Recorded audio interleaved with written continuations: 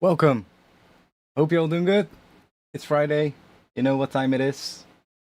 It's a hot and sweaty Friday out here, so let's see how it goes today. Let me do that. There. Welcome. It's really hot in here today, but we'll see how it goes. Not really much I can do about it. So we just gotta deal with it. People ready for Let It Roll? Is Let It Roll this weekend? I honestly haven't really kept up with that, to be honest. Yo, Greedo, thanks. Did you guys see the whole thing with the Tomorrowland stage burning down? Holy fuck. Oh shit, I shouldn't swear at the start of the stream. I always forget. Next weekend, okay. I mean, they're probably streaming some stuff, so if I have some time, I'll pop into one of those streams because I always like watching it.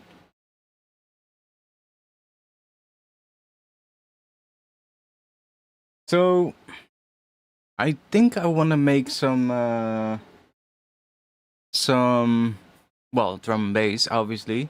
I think we're gonna go try some neuro funk-ish kind of stuff today. I don't know why.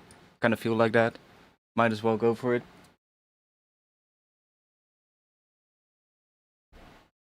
I mean, it's insane though. Like the main stage burned down before the festival started at Tomorrowland, and within like a day and a half, they basically just rebuilt the main stage. Well, not like how it would have looked, obviously, but they kind of rebuilt an entire stage, which is kind of insane. Like I've worked at festivals, and like not really with like building the festivals. Well, I did help a little bit with that stuff, but not really that much. I mean, I mostly work like bar stuff and stuff like that. I did a lot of that when I was younger, on like smaller festivals though, not like the really big ones. But I don't know what happened. I don't know what happened. I don't even think that they fully know yet. But probably something with the fireworks. I assume they were probably setting up the fireworks, and something went wrong there. That would be the most obvious. I would assume that they put the fireworks in last, and not like when they're still building the stage. No, they didn't cancel. They just, well, there's obviously more stages at that festival, so it's not like one stage. There's like, I don't even know how many there are. But the main stage was the one that burned down, which is kind of insane because that's always the most insane stage, right? Where they put in the most amount of effort. But they kind of just rebuild the stage. It's smaller, of course, and they just put up like a gigantic wall of screens to kind of show some visuals. But in a way, like it's still impressive. Like in a day and a half, basically, people were the day before the camping of the festival opened is when the fire happened, which is insane to think that they've just rebuilt the stage in like a day and a half. Especially when you think about the fact that all the equipment and shit had all also burned down. So, like, it's already amazing what these people do with these festivals, but to then rebuild the stage within like a day and a half is pretty crazy. I saw that they got donated a bunch of speakers from Metallica. Metallica jumped in and was like, "Hey, we can lend you guys some speakers." It's insane. Like I've seen some behind the scenes stuff of these festivals, and it's absolutely crazy how that stuff is all managed and how they put together festivals like that. There's so much work that goes into it. Yeah, like I when I saw it, I was like, oh, that's probably gonna be, well, like if it was one of the side stages, I would have probably thought like, you know what? it's a shame, bummer, but at least it's not the main stage. But it was the main stage, right? So I was like, when I saw it first in the news, I was like, ooh, that's probably gonna end. It's probably not gonna be able to go to continue, but they did. So kind of sick. I mean, true, Greedo, especially. Yeah, better before the gig than during the gig. Yeah, that would have been an absolute disaster. Imagine just during the gig a fire breaking out and just all the fireworks going off when people are dancing there. That would be absolutely crazy. That would not be good. Anyways, let me grab the headphones.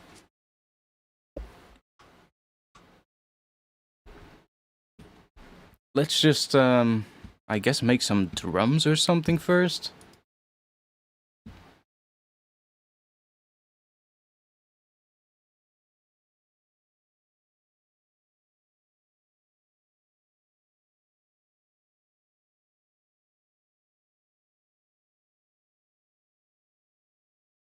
I've been testing a bit of stuff with Serum 2 in the past week to see why it was using so much CPU.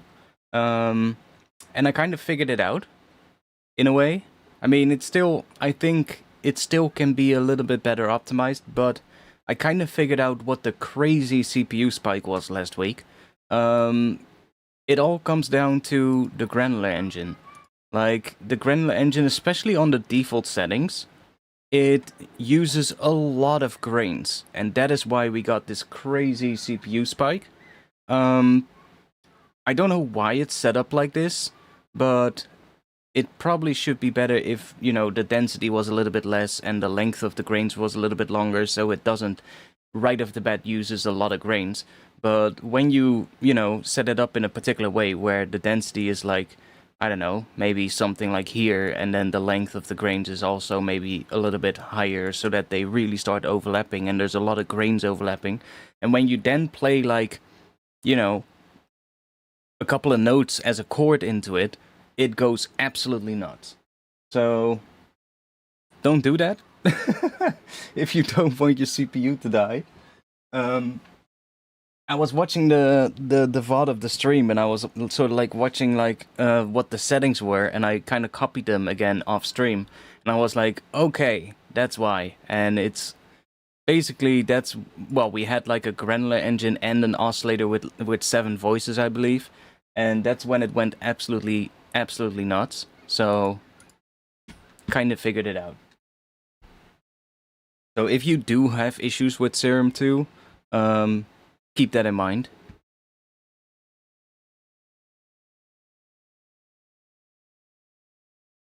Like, you can already see it as well if you switch to the granular, and like right now at the bottom here you can see how many voices there are max, right? It's set to a polyphony of 8. You could get 8 voices, right? So if you play like multiple notes, you can play basically 8 notes until it cuts off the last, or until it starts cutting off notes to make room for the new ones. But as soon as you switch to the granular engine, bam, it already goes up to 240. See? And that's kind of the reason why it goes absolutely crazy. I would assume it might be better for Extra Records to lower this number. Like, I know you can lower it, but it's like 30. I guess it's alright, but it's just why it goes absolutely crazy. And the quality setting really didn't matter much. Like, it set to high for me, and it really didn't matter much, honestly. Like, I saw maybe a tiny little difference when I lowered the quality to good, but it was kind of, well, it wasn't really that big of a change. The biggest change was basically in the amount of grains playing at once. That was the main thing.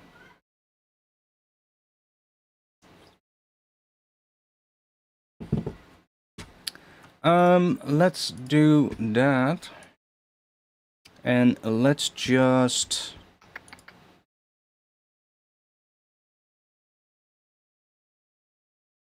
grab that. What key are we gonna do? I've been messing a lot with, well, my keyboard is still set to it as well.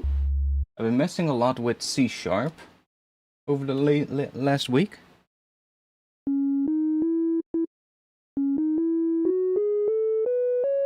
Which is kind of low, but I kind of like it.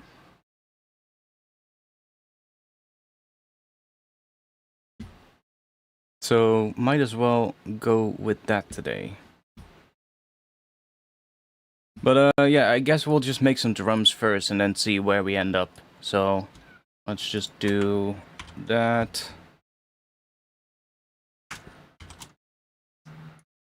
Also, I hope that my keyboard is gonna hold up. I ordered a new keyboard, but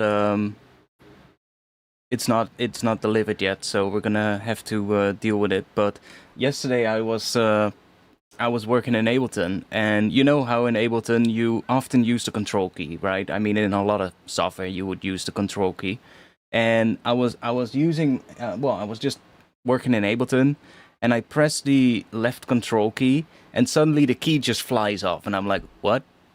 So inside of the key, there's these little sort of like plus, sort of like a plus-shaped hole that sticks right onto the switches of the keyboard. Well, I broke off just one tiny little piece of it on the side, so now it basically misses like a little piece on the side, and the control key is just really loose. And well, I hope it stays on. I kind of super glued the piece back on, and hope it stays until my new keyboard arrives. So we'll see how that goes today. Let's just go. You know what? Let's just go with C# today. Might just be nice. So I'm just gonna put in. Let's just put in.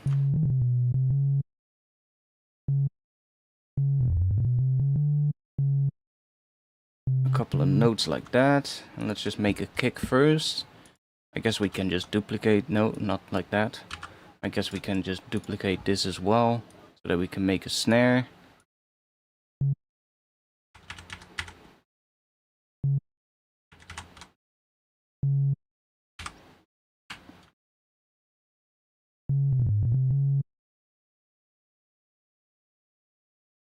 Yeah, the control key is out of control. I was like, what the hell? Why is the key just suddenly flying off? I'm like, what? And I looked at it, and it was this tiny little plastic piece laying on my desk, and I was like, oh, that's kind of shitty. Why does that have to happen one day before the stream? Like, if it was 2 days, it would have been fine. I would have been able to... Well, I kind of checked. I was like, well, okay, I'll just go to the store myself and pick one up. But all the electronic stores here in Rotterdam didn't have the keyboard that I use. So I was like, well, that's a shame. I could only order it, and then it would be delivered like either tomorrow or maybe after the weekend. I don't know. Kind of depends. So otherwise I would have just gone to the store and picked one up, but all of the stores were out of stock, so I was like, oh, okay, that's kind of shitty. But yeah, what can you do? So let's just stick that onto the level. Set it to envelope mode. You should bang some tunes instead of your keyboard. I mean, I wasn't really banging the key anyway. I just pressed it, and I think my finger slid off the side of the key, and that's when the key just got launched. It just flew away. Like, what? It was kind of funny as well, but okay. Like C# is really low, but I kind of have really been liking the tone of C# minor, or like C# harmonic minor, those kind of things. And let's see if we can make something in that today. Let's go to envelope mode. I guess we'll set these both to BPM.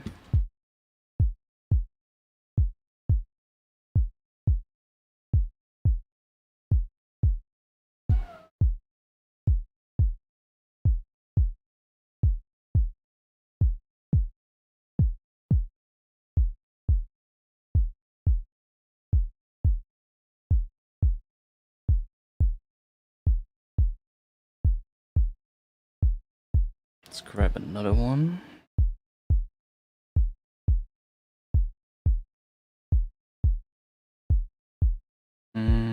Let's stick that on here.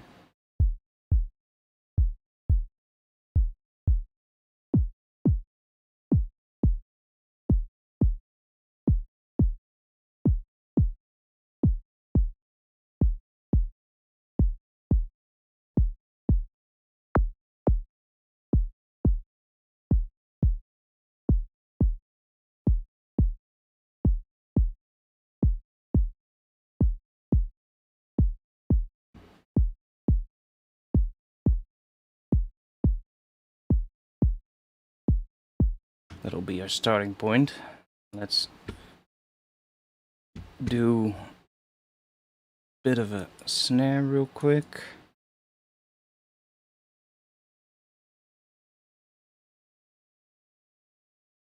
Stick that on here.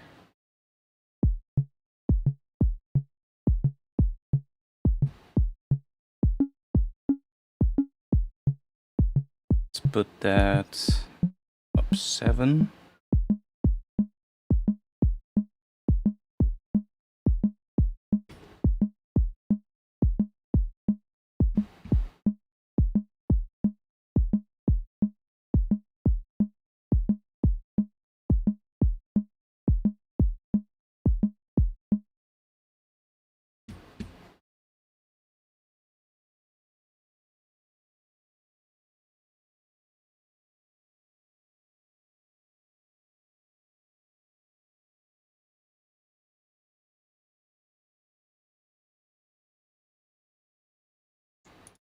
Stick that on here.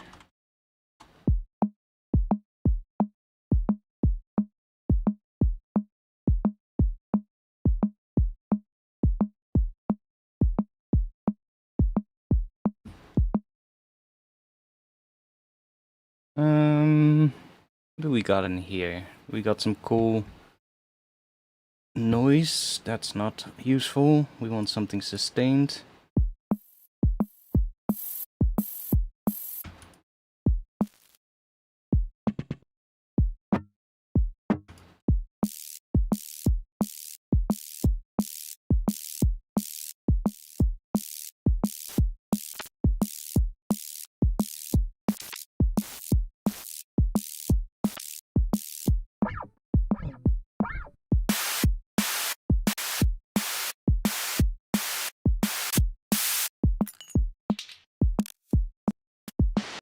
I mean, that one is kind of useful.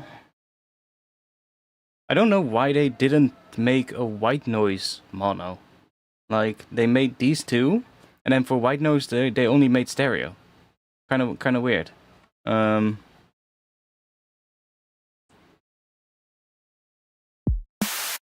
Let's just grab the pink noise.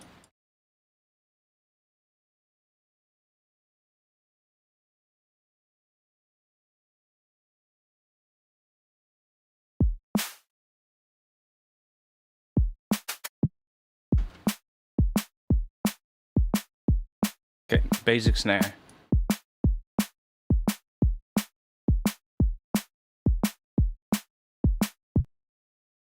Let's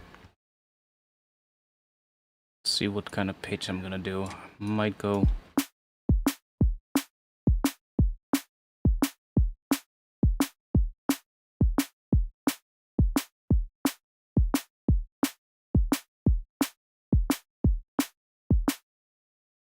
Okay.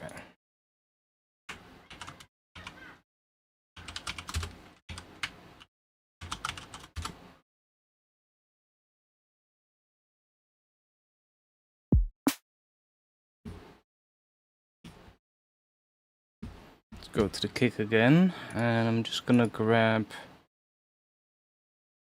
Just grab the same one here. Why not? Grab that one. Add a little bit of a click to the start, or we could maybe layer it up with like a high pass kick or something. That would also work. But let's just try this.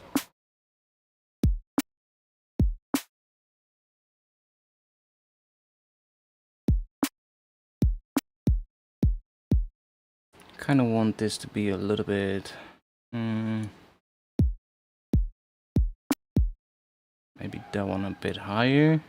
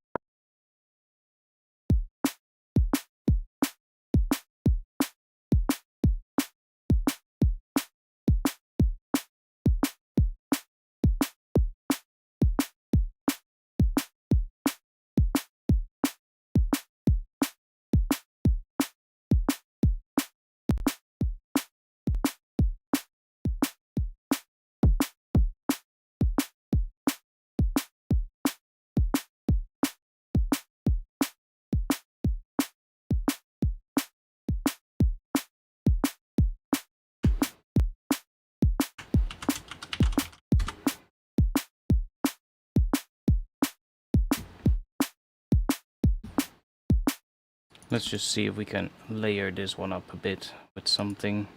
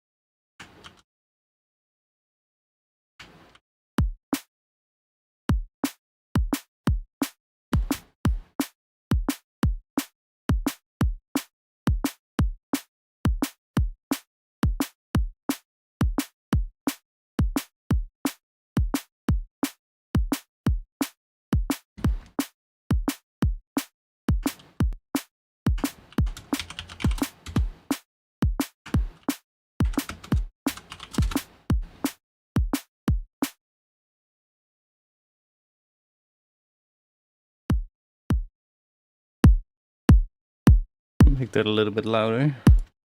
You guys can actually hear it properly.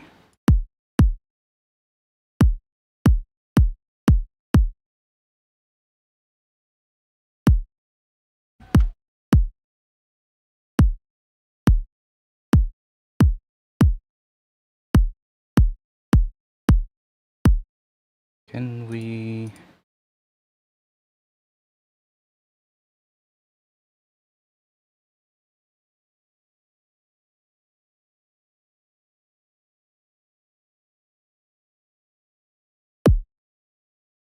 There we go.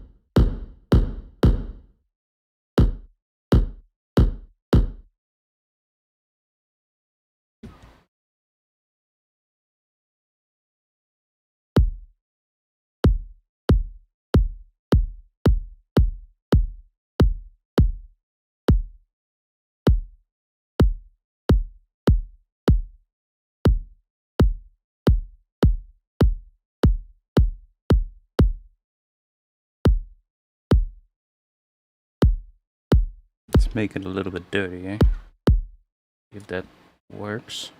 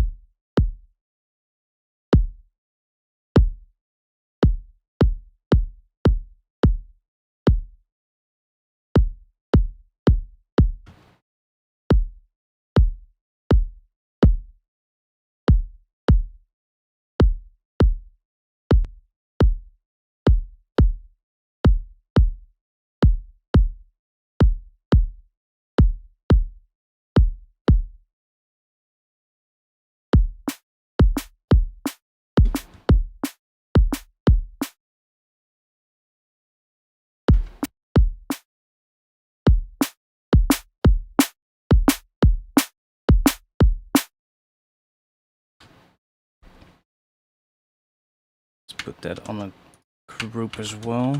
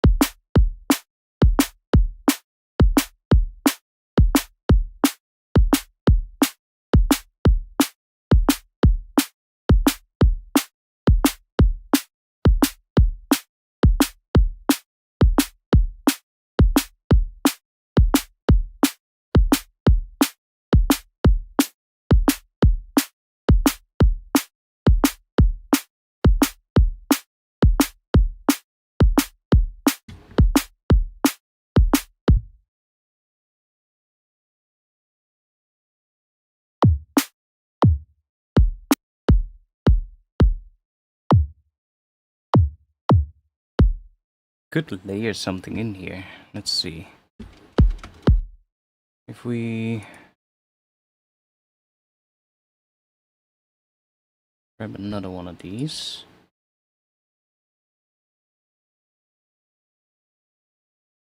Let's see if this works.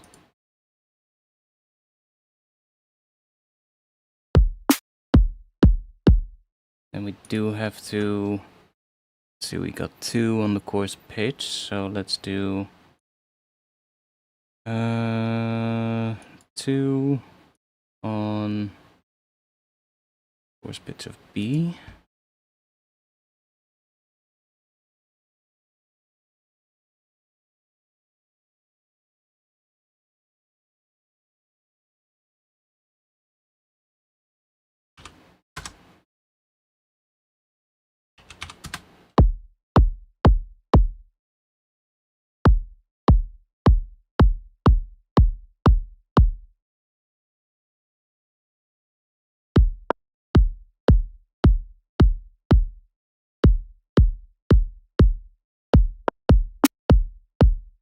Kind of works. And then let's try putting 5 on there as well.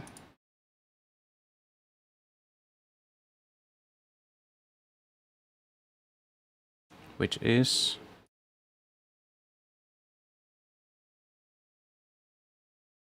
Of course it doesn't want to do the same value, but whatever.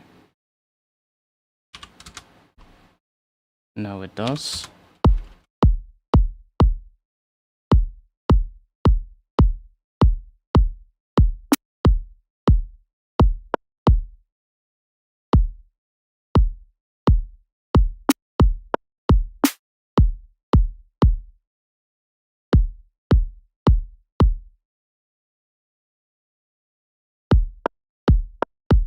Can do a different value as well.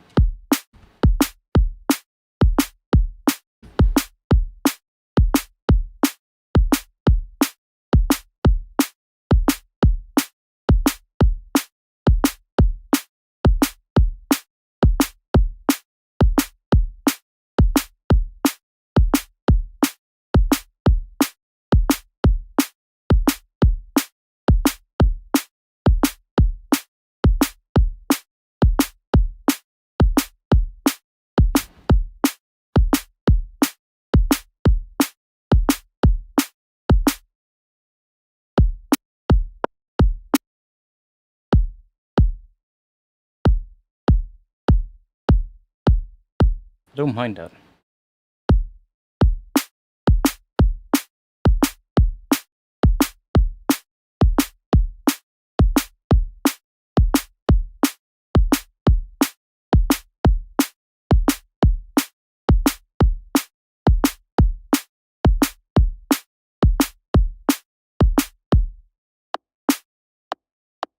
So we're just adding that to the start. Could maybe even try, let's see what happens if we...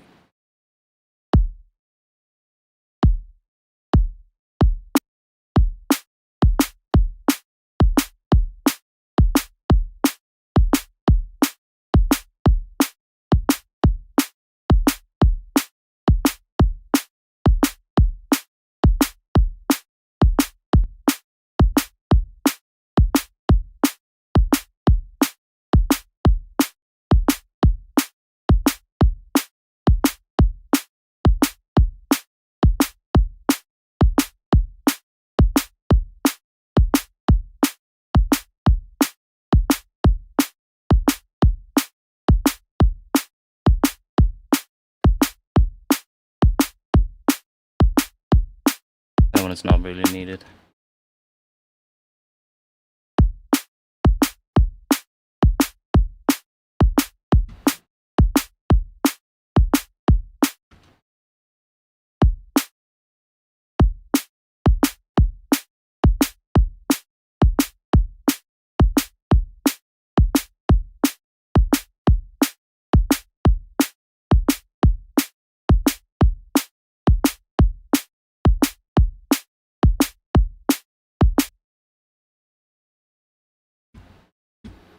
Let's find a bit of a lap, and let's also just chuck in some kind of hat thing. I mean, we can also make it with addictive drums, maybe?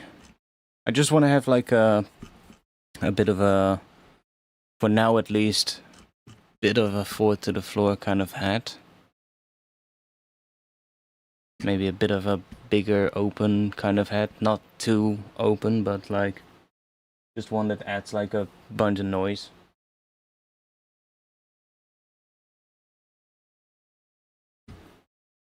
I mean, it's a thing, right? Making your advertisement as annoying as possible, because then it sticks in people's mind. Because then every time it comes around, they're like, oh, that's that goddamn annoying ad. It's a tactic that sometimes gets used.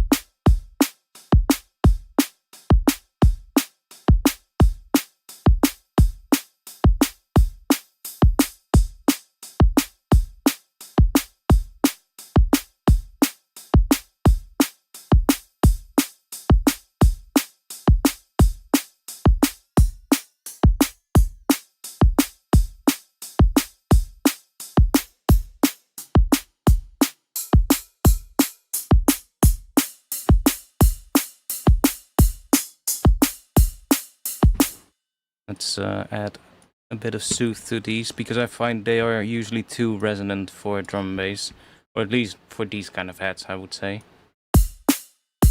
Let's just...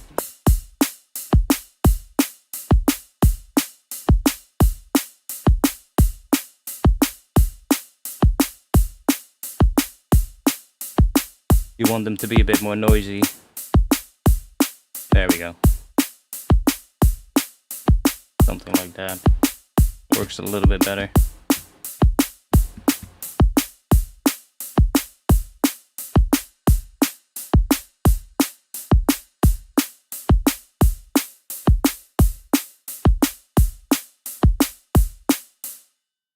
Let's see which one.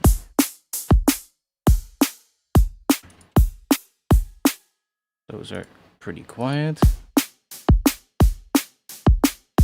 Kind of like that one, but then it needs more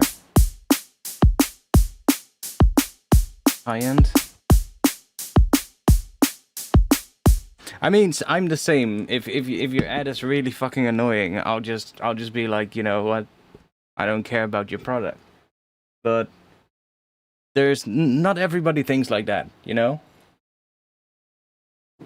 I do wonder what works better, you know, making a really annoying ad or making an ad that's actually good and funny or something, you know. I would assume that the latter actually works better, but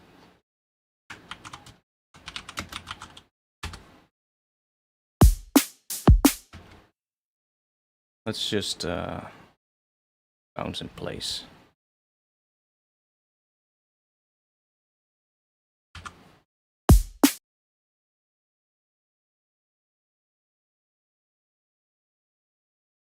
We can do a little bit of fade here and there.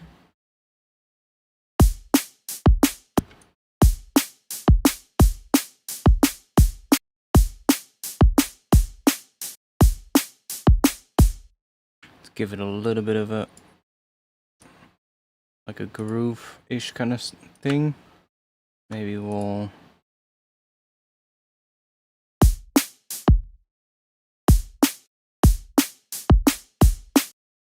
That kind of works.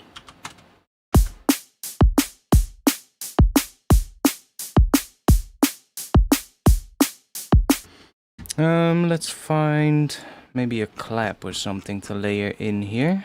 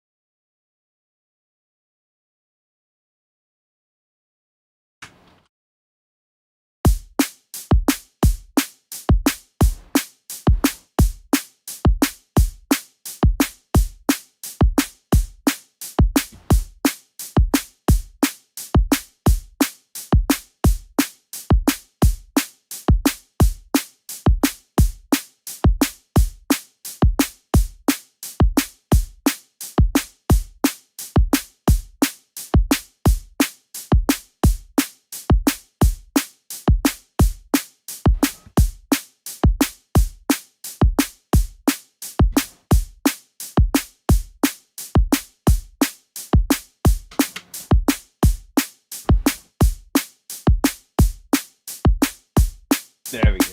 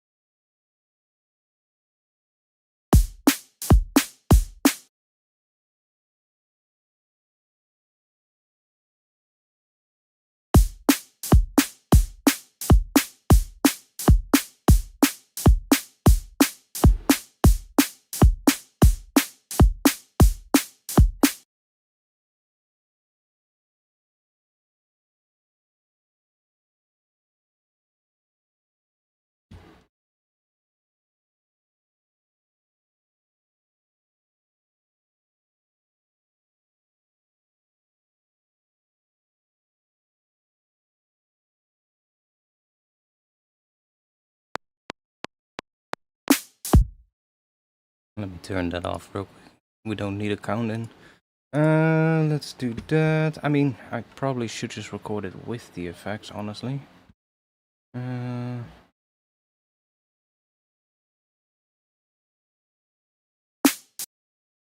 Okay, there we go.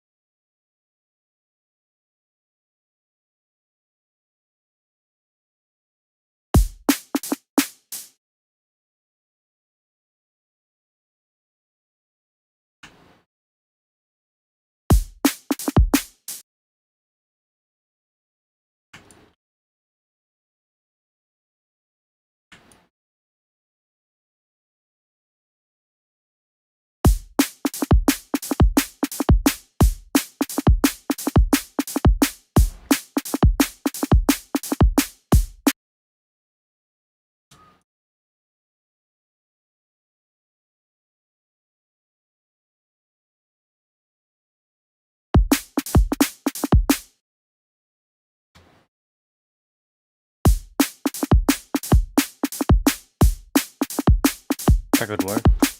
Something like that.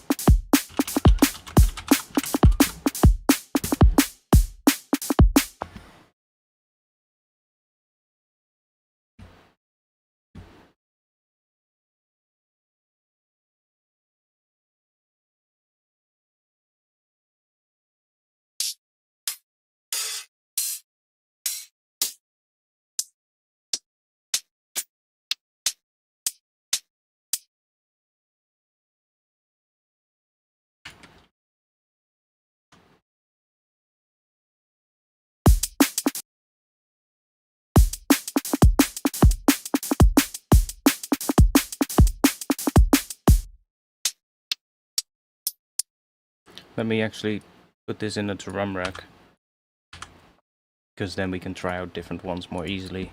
Let's grab a drum rack.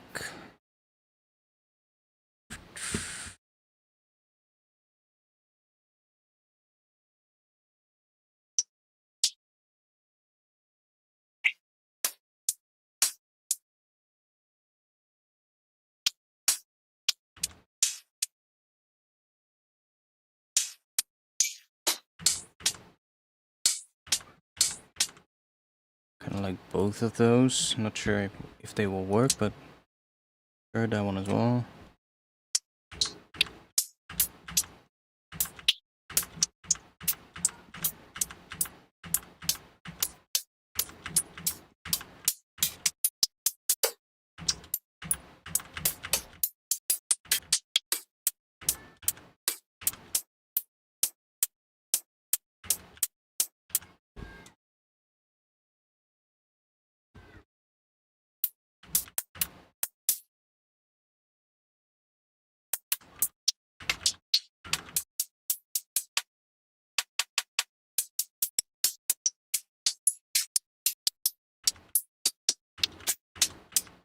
I mean, we got enough now anyway. Let's just do that. Make a little thingy here.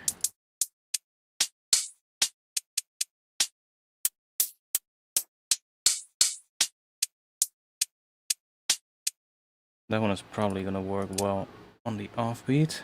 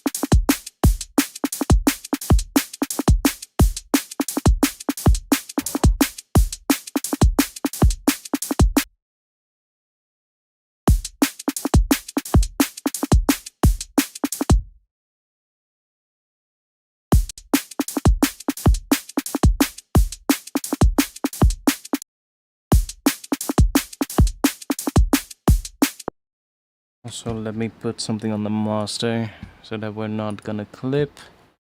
We probably need to find like a little bit of a vibe as well, because you know you know me.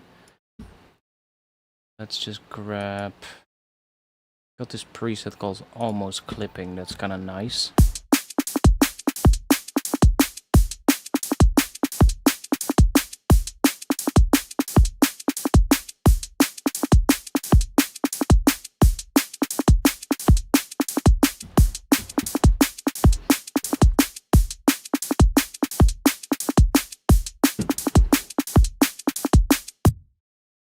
Do I really already need to piss? It's been like an hour. What? Okay. I do need to piss though. I drank a shitload of water today, so that's probably why. I have a little thing I started. Might as well. I'll just open that one up real quick so you guys can listen to that while I'm gone.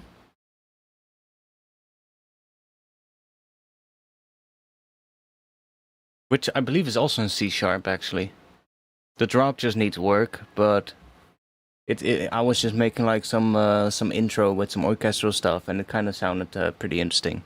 And there's also a really weird low arp in there, but it sounded cool. Although it kind of doesn't work in the drop because it's too low.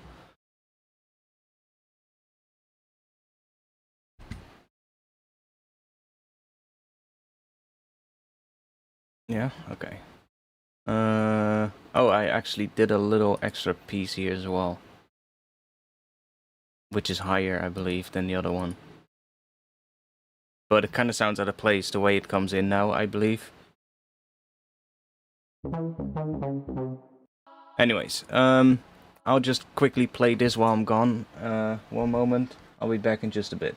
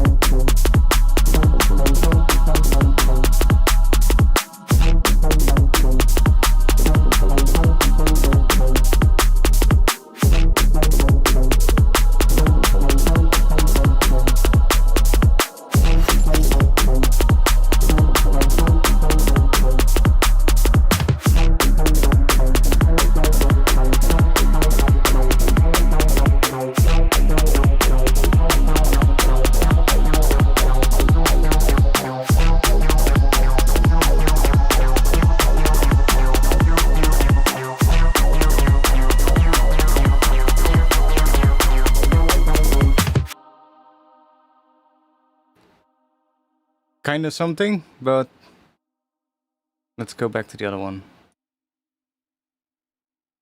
No, we don't have to save that.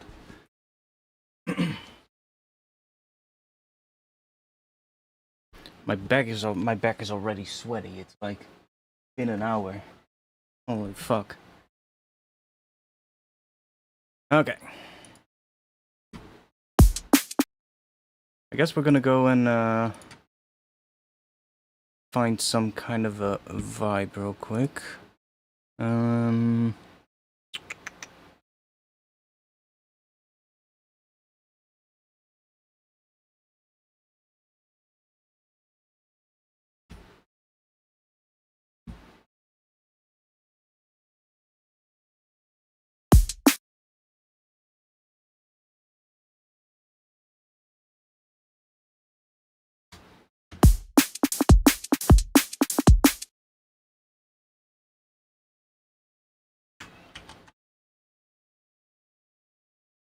Although I am kind of hearing maybe a bit of a bass here.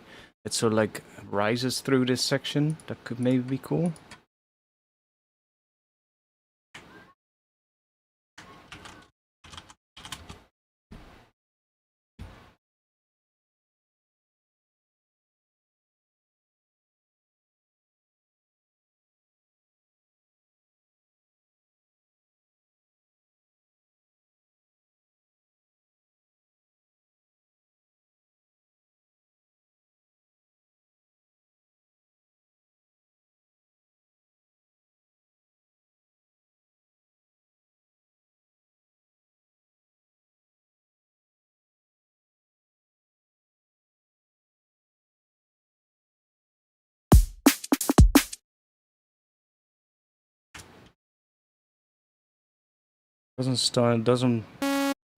Not starting on the first beat though.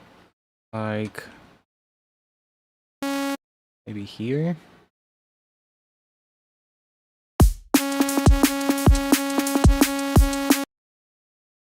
Maybe even here.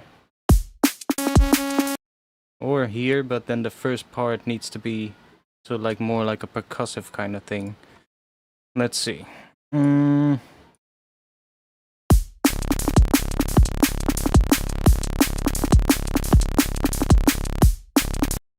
Let's just first set up the pitch movement, I guess. Let's do. Just put a CC control here, and we can put a pitch bend here.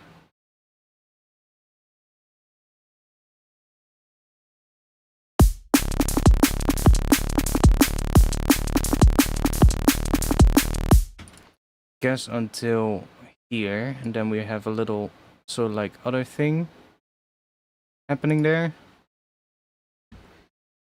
And then we need like some other bass here, some other kind of bass stab or something.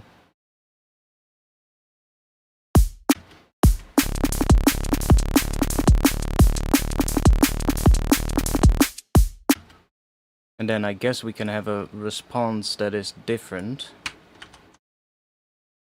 With maybe different drums as well. Different snare or something.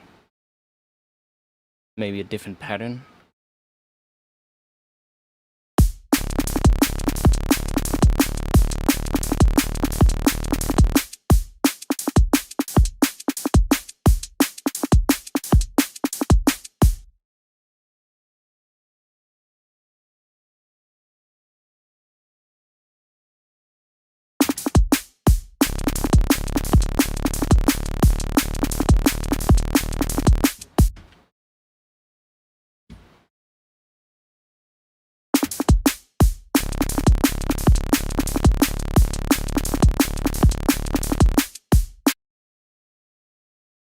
I think 2 is actually fine. Let's see if we can quickly make some kind of a bass. What do we got?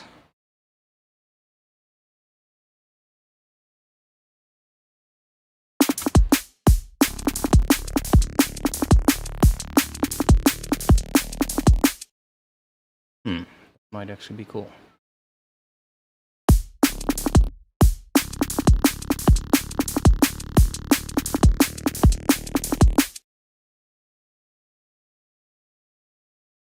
This is roughly 4 bars. We can just set this to 4. And then we can just put that on some stuff to give it some movement. Oh.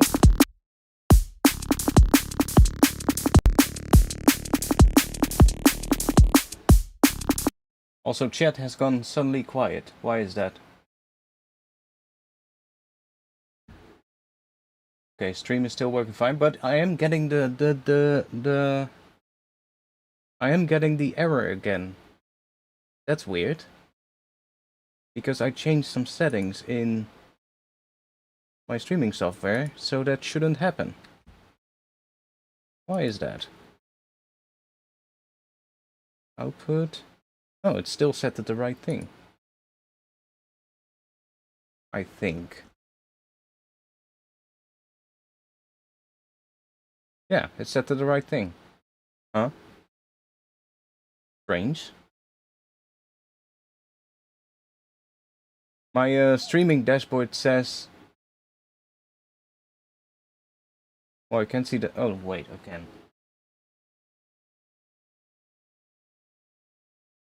We recommend that you use an audio stream bitrate of 128 kilobytes per second. Isn't it that then? What is it set to then?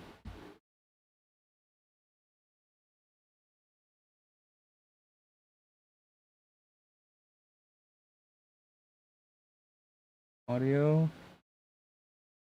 It's set to 320. Why are you complaining that the bitrate of the audio is lower than the recommended thing? What the fuck? It's literally set to 320. And YouTube is like, yo, please send me an audio bitrate higher than 128. What? I can see, yeah, I can see. That's strange. YouTube is drunk.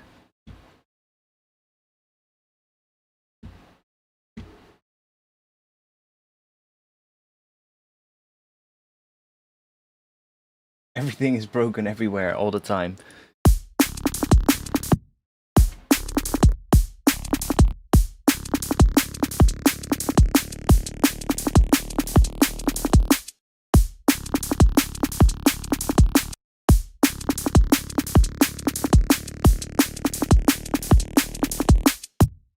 Let's try maybe adding a little bit of FM from something. What do we got in here? Or, I guess, phase distortion.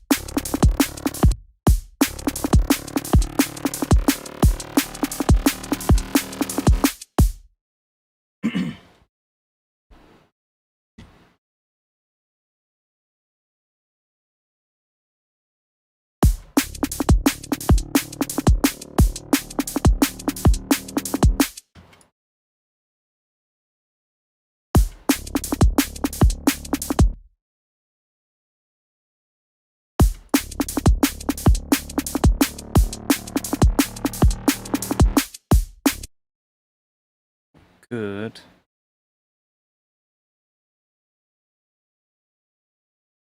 drop that here. Wait. That.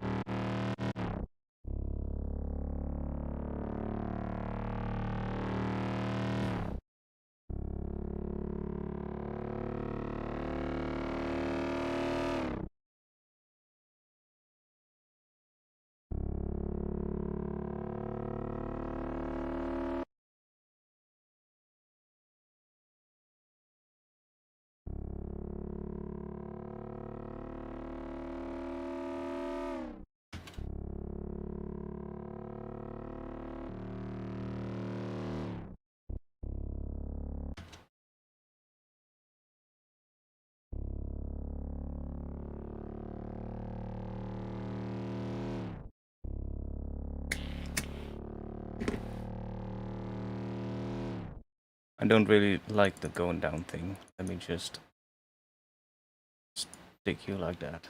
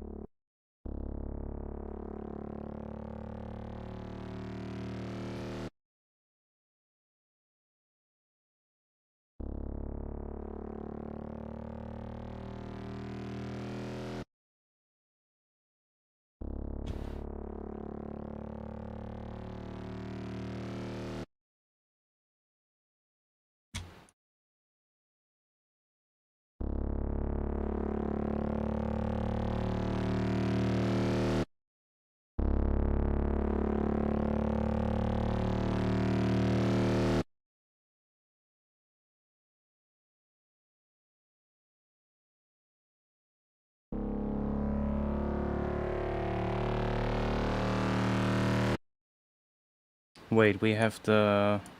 We can keep this... We can put it per voice.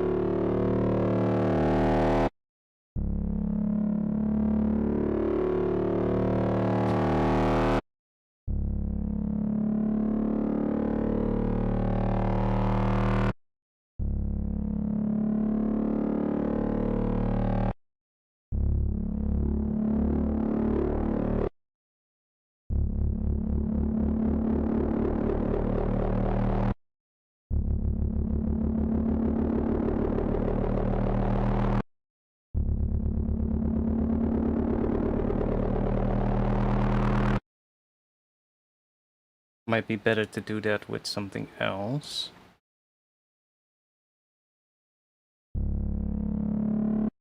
Like we could maybe put something on here.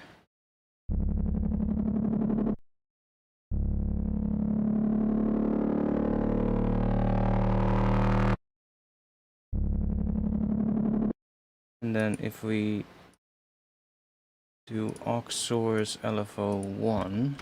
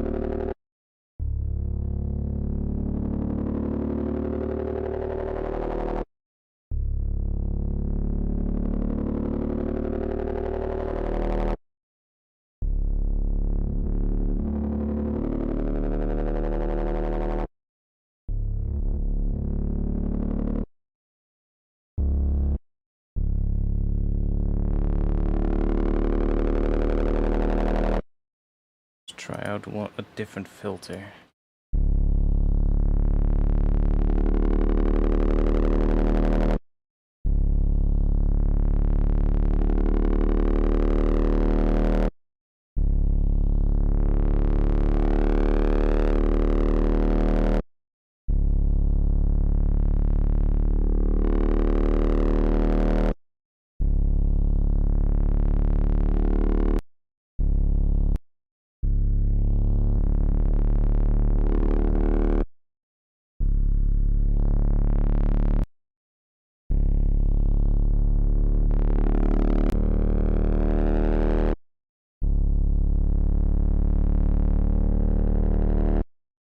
Happens if we chuck that on here.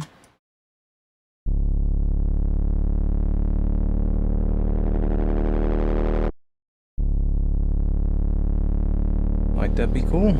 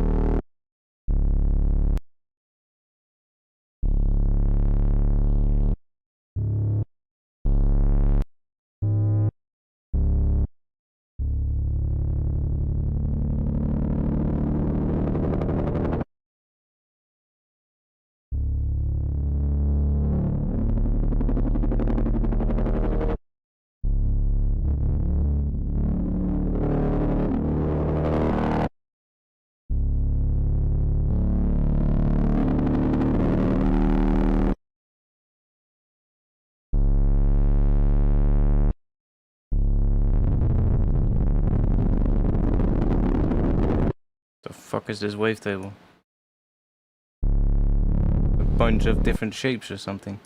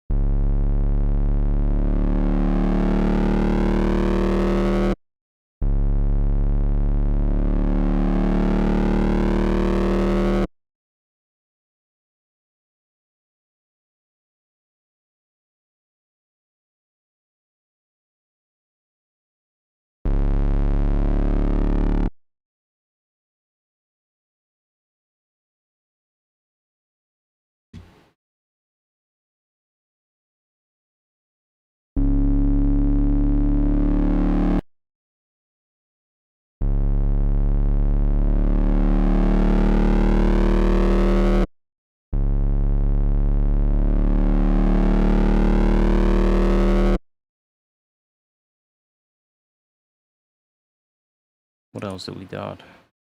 Go to digital.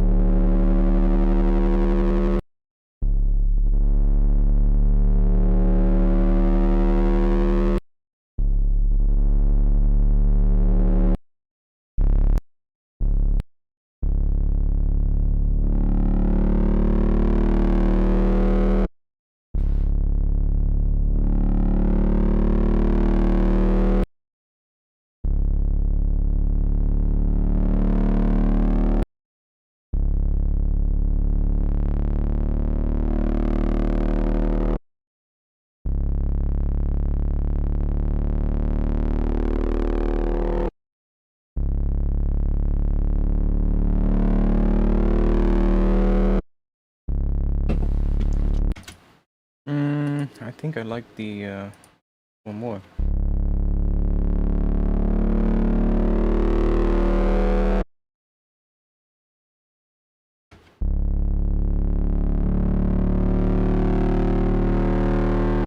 That's probably gonna do more of a change, actually, changing the other wavetable.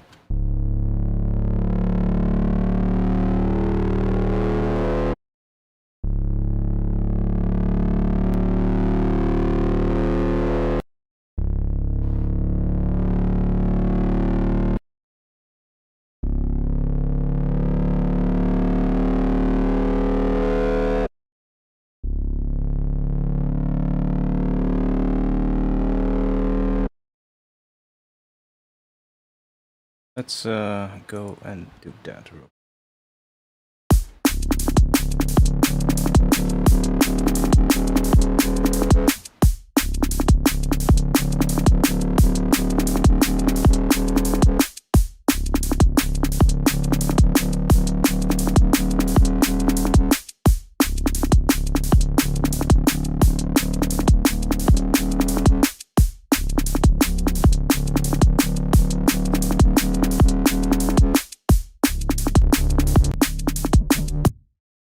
Let's switch this one back to the, what was it? Sol something?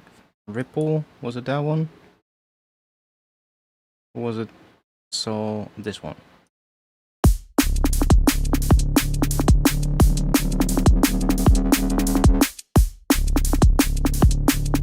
Remove that.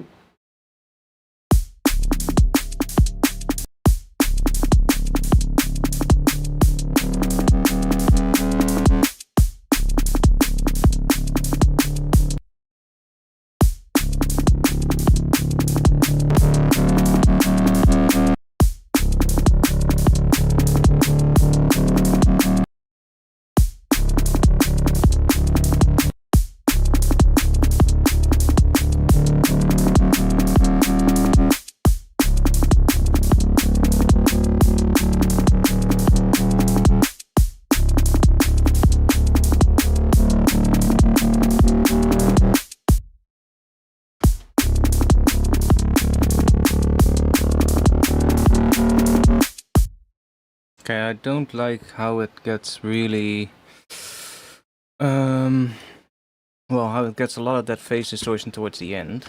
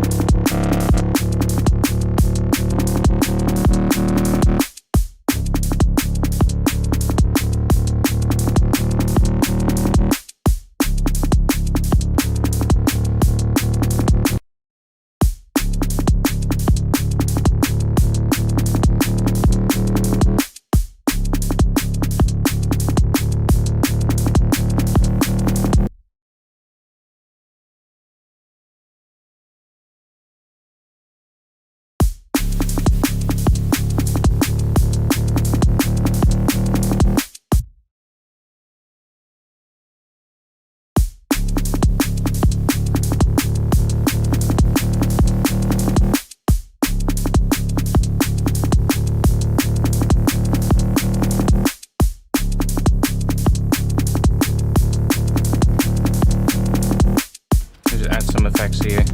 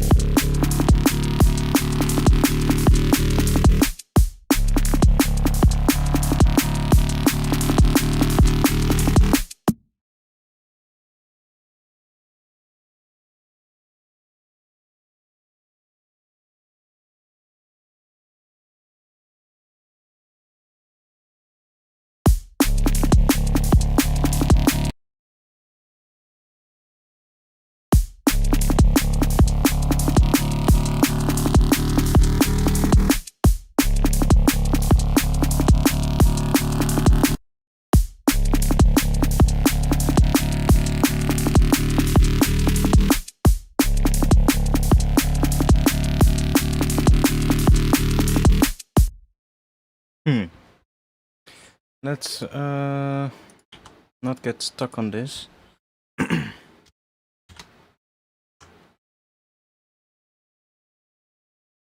Let's find a little bit of a vibe so that we can hear how it actually needs to sound. Because right now, if we're gonna end up doing this the entire time, or at least that's how I am, I'll just end up making something that sounds kind of okay, but then as soon as I get to like making an intro for it, and I'll get to the point where it goes into drop, I'm like, doesn't really sound good, you know? So let's make like a little bit of a vibe or something to work off from. Let's do that for now. Just gonna go and move this aside. So that would be Let's go, I don't know, maybe 64. That would be here. Chuck that there.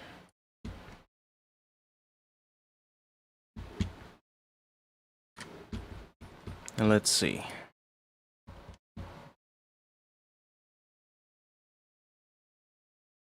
Let's grab a contact for now.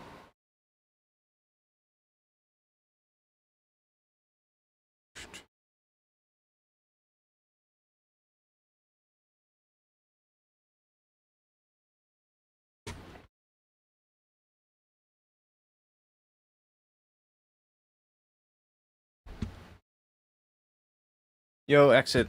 We're doing fine, actually. Let's just init that one. Grab something in here.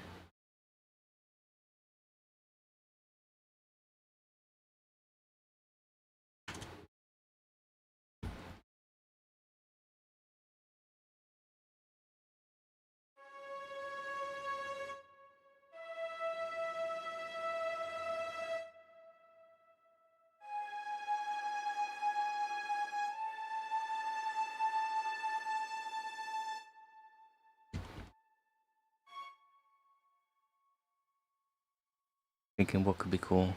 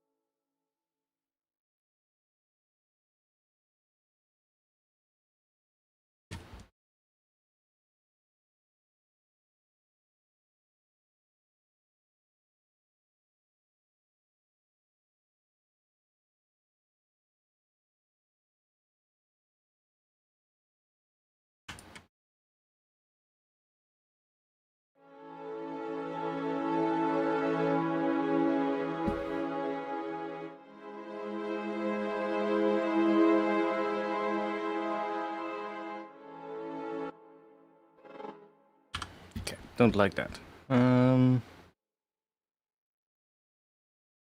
What are we gonna start with? Gonna start on C sharp, which would be the root.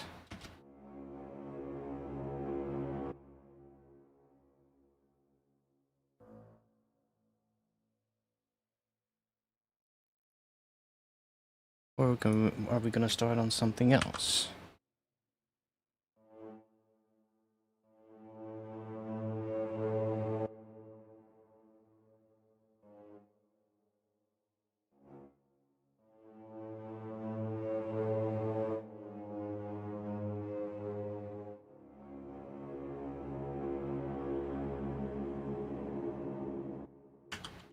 Could try that, maybe. Start on something else than the root.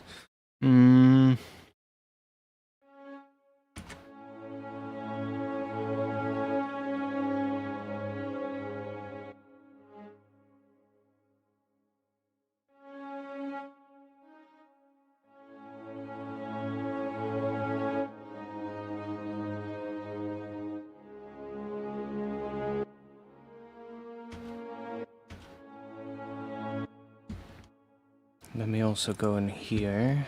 Let me just fix this real quick. A little bit of attack, and then a bit more release.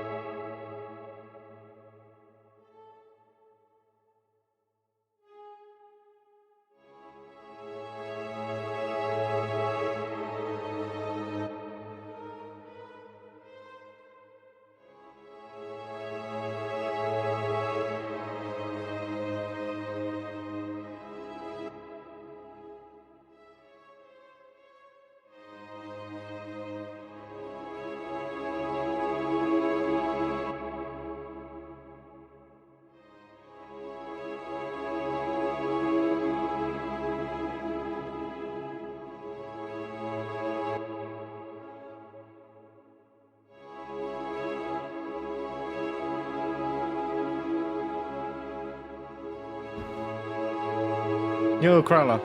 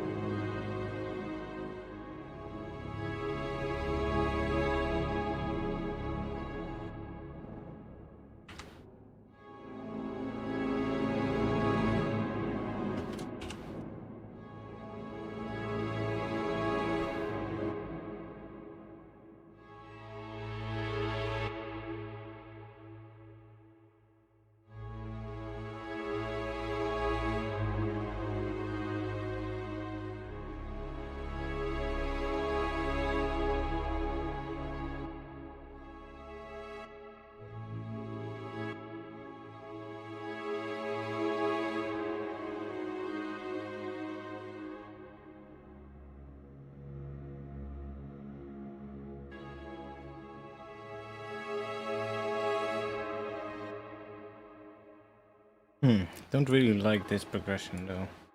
Like, it's alright, but...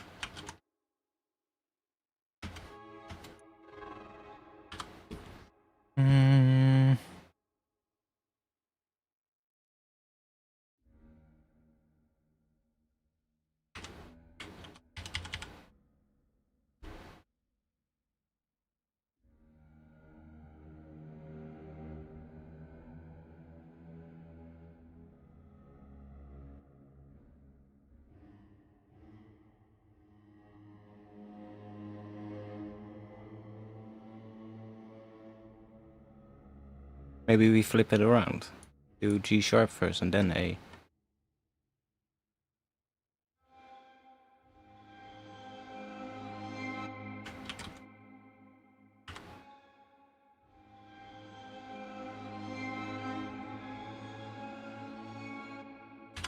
Or we keep this one going so it becomes minor here.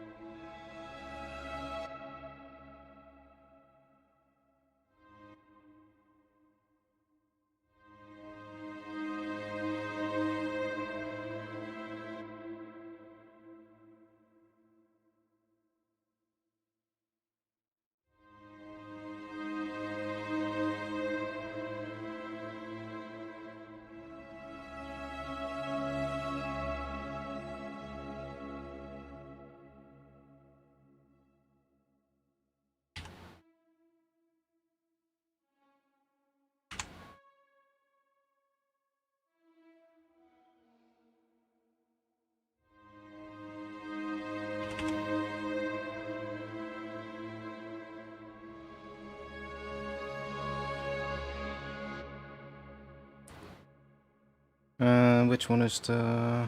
Let's see. Let's bring that down so that it sits below that note, because that note comes in there.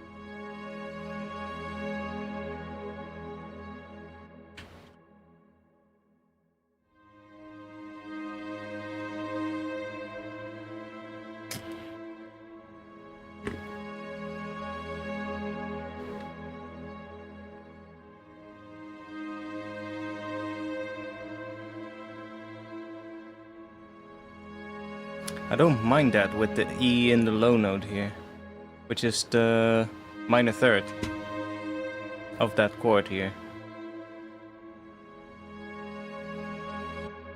I could also maybe keep that and then put this one really low.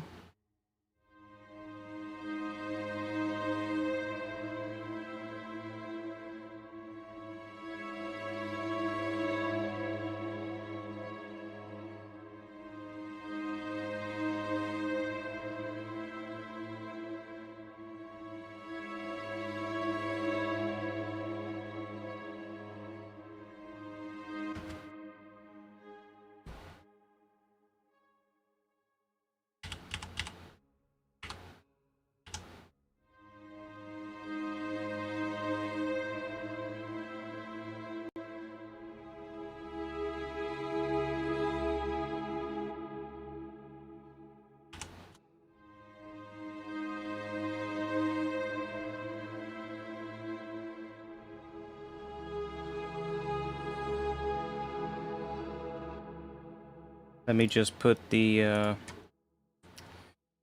this one, which is it? This one. Let's just put it here so that the highest note it can play. Wait, it's A, I believe, that in the bass. Yeah, A. I'm just gonna put it on A. Then put that one there.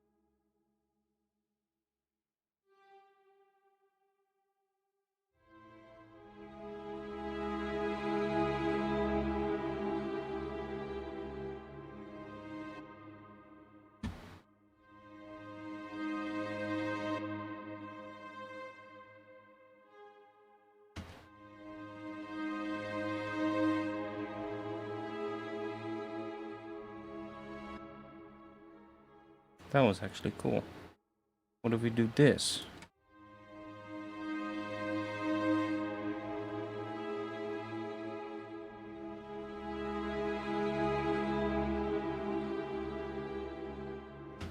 It's kind of interesting.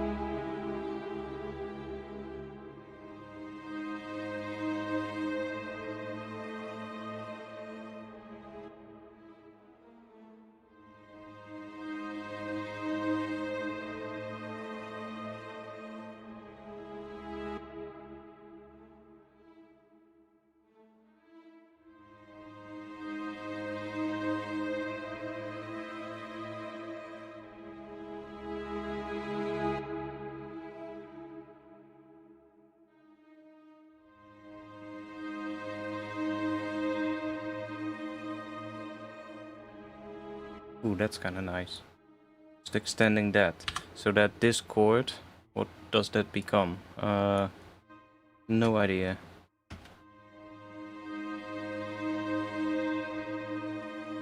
An A diminished or something?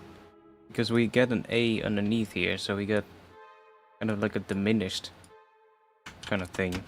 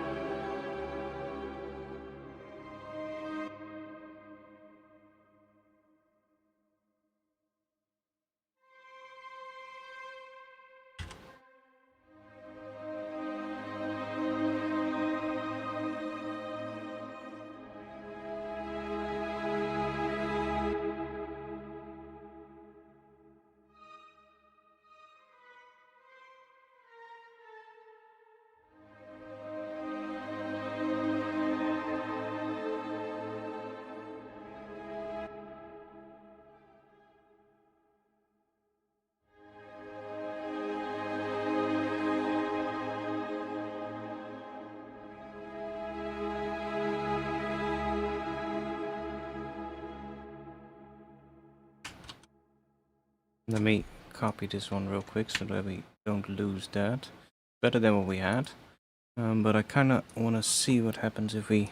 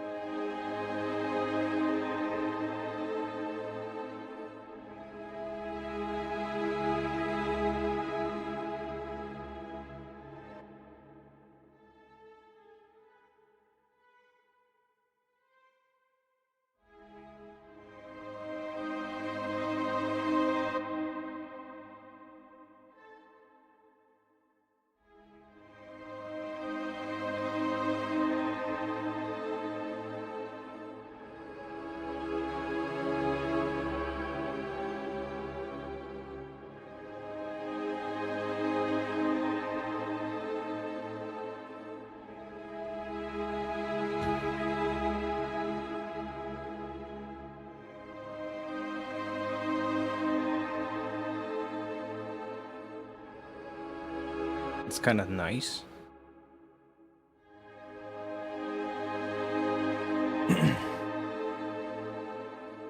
Yo, I'm good. Chinny-chan.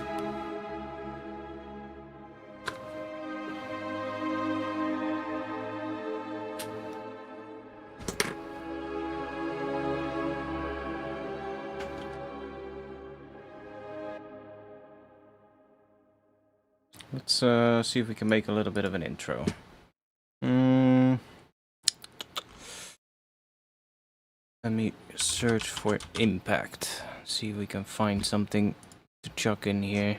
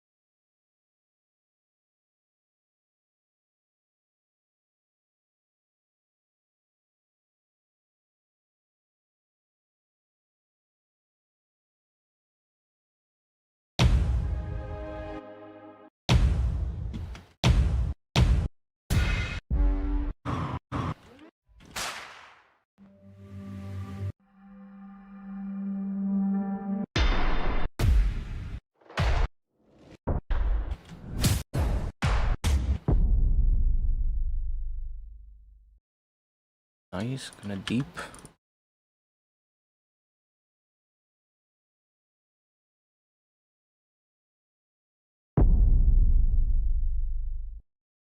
Kind of want to have a bit of an impact that has like a tom sound in it or something.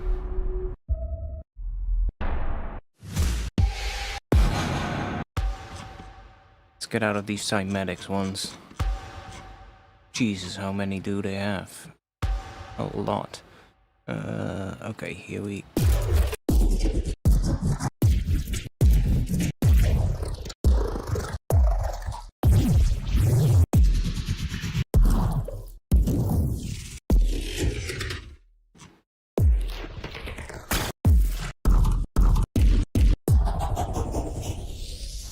Yo! Seriously? Windows is gonna give me fucking... Your Windows 10 is gonna end soon. I don't fucking care. Luckily it popped up on the other screen, not on the screen that I'm using on stream.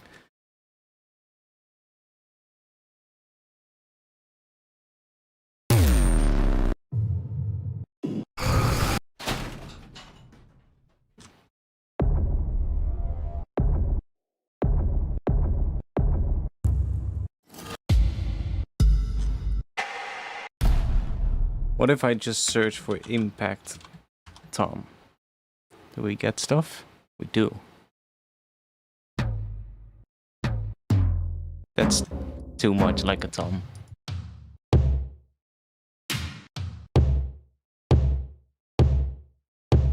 I mean, we can make that into an impact.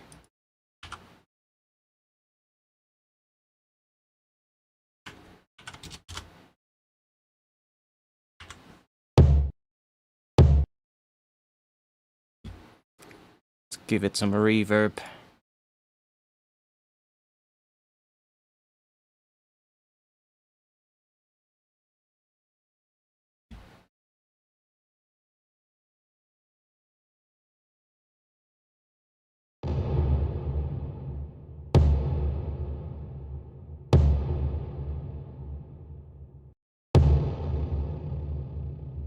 Actually, I'm gonna put the reverb at 100% so I can group it and put an EQ on it.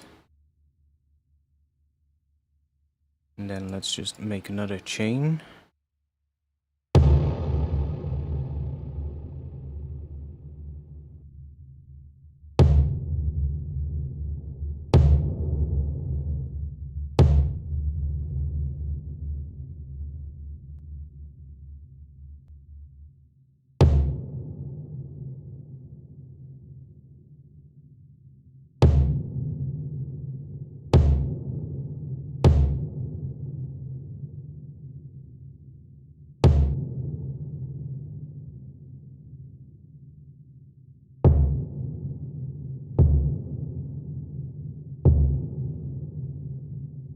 And let me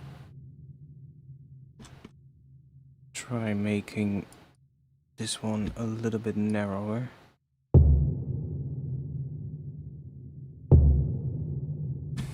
And then let's maybe decrease the other one.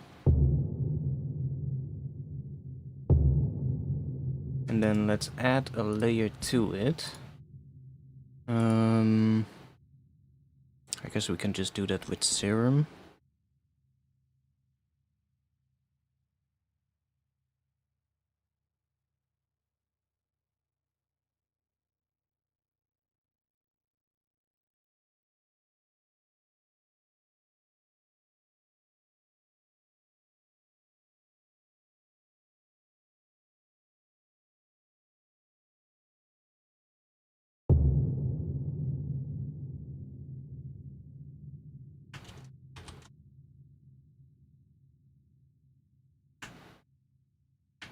Group these.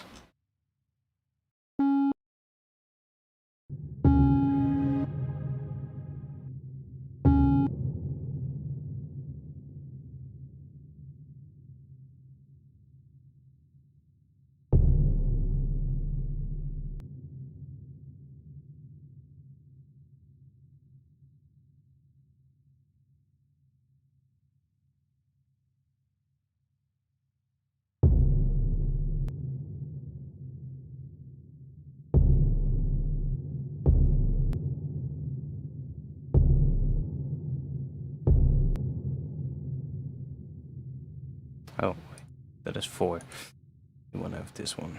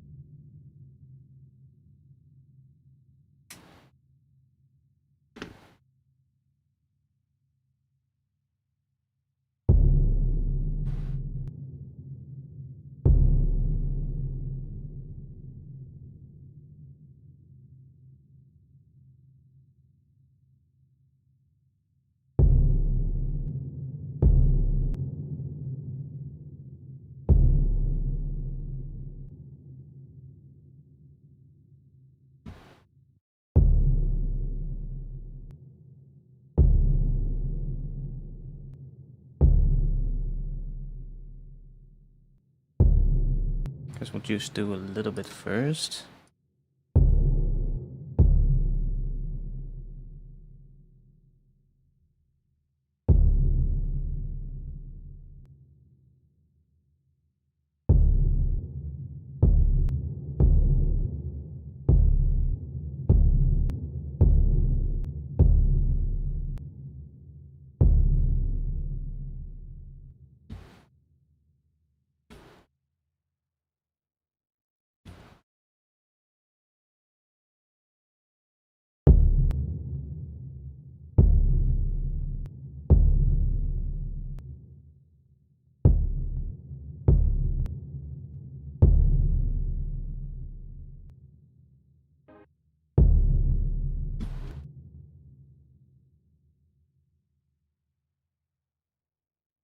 Maybe we'll decrease that reverb a little bit. There we go. And then let's just add a little bit more on the group here. Maybe before this one.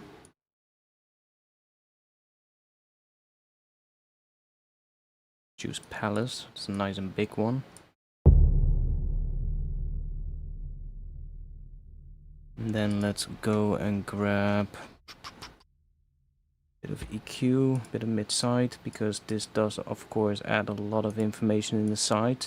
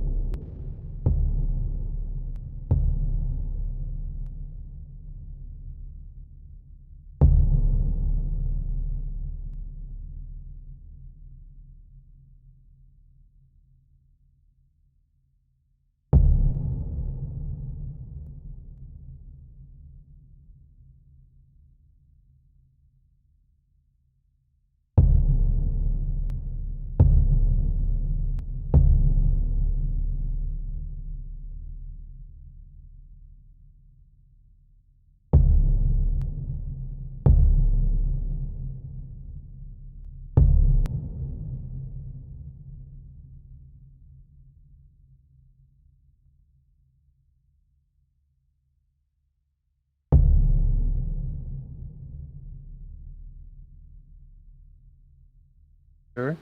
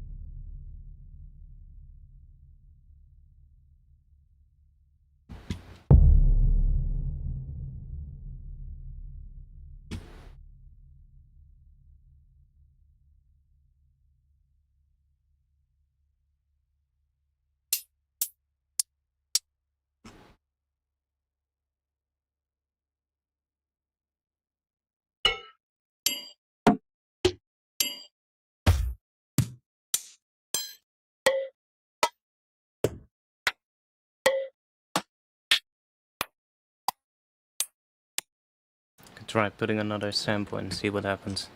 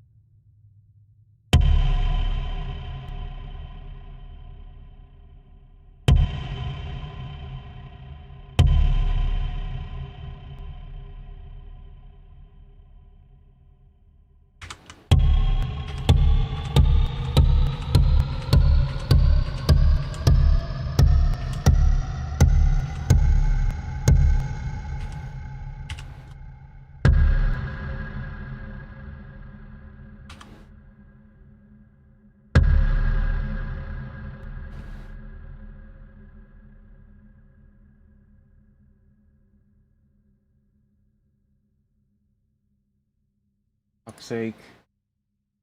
Get the fuck out of here, mate. With your bullshit messages. Goodbye. That's why you're not showing up in the chat.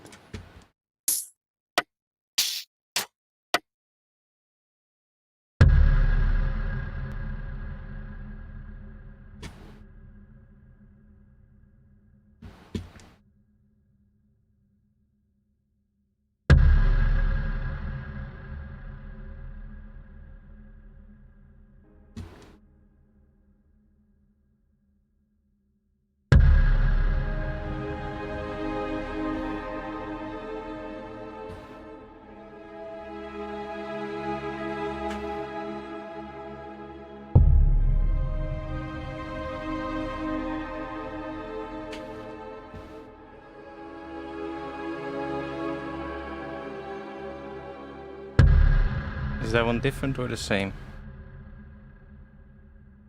It's the same. Let me actually just loop that and just do this. And also it might be good to give this one a bit of...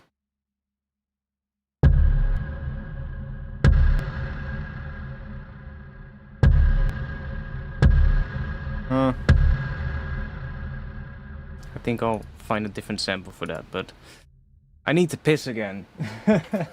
My bad. Give me one moment. I also need to move on and not get too stuck up on this. So we'll move on and see if we can make a little build here, and then go into some kind of a drop or something. One moment. I'll be back in just a bit.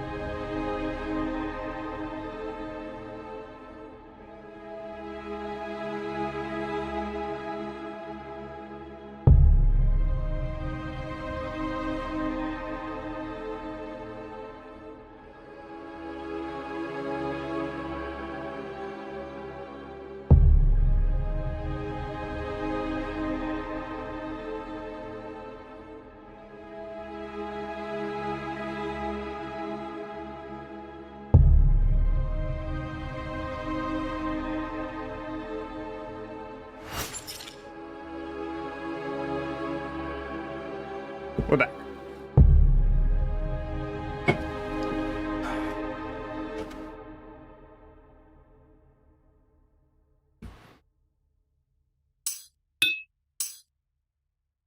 Something with a little bit less.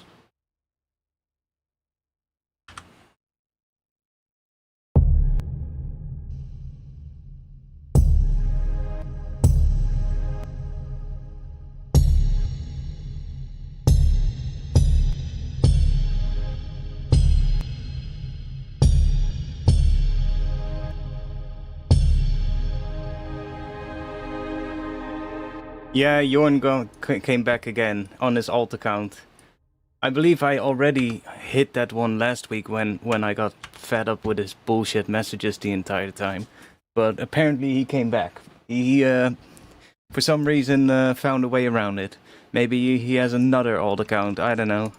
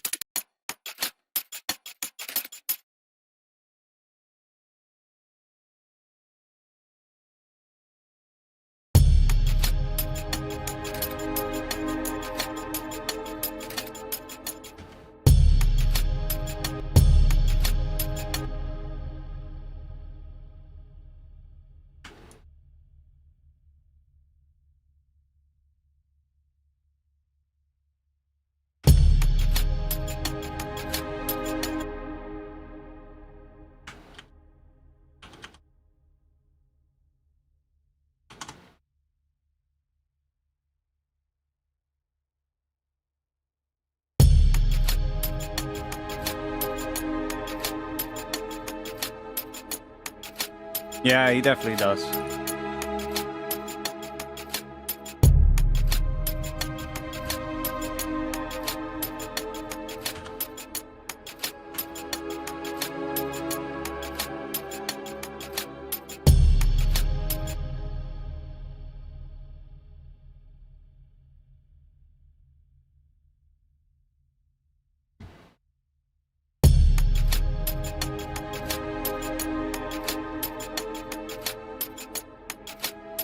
Yeah, okay.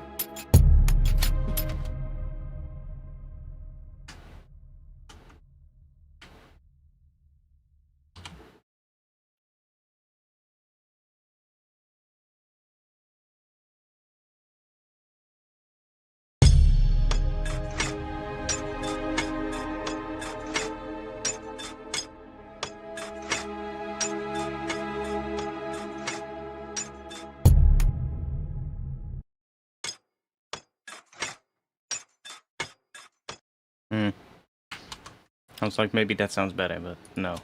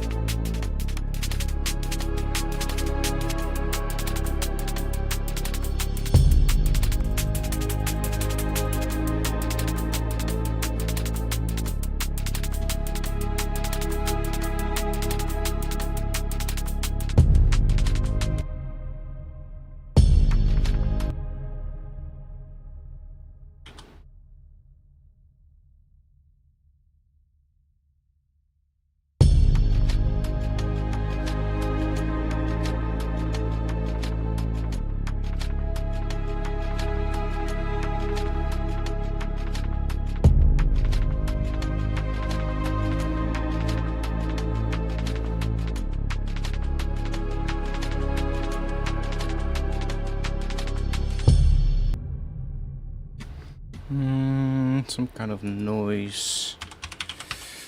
We can make it, but oh fuck it, we'll just make it. It's not that difficult to make. Let's grab a Serum. We'll grab this, I guess. A bit wider, that's fine for this kind of thing. Let's just use an envelope, I guess. Nice and long.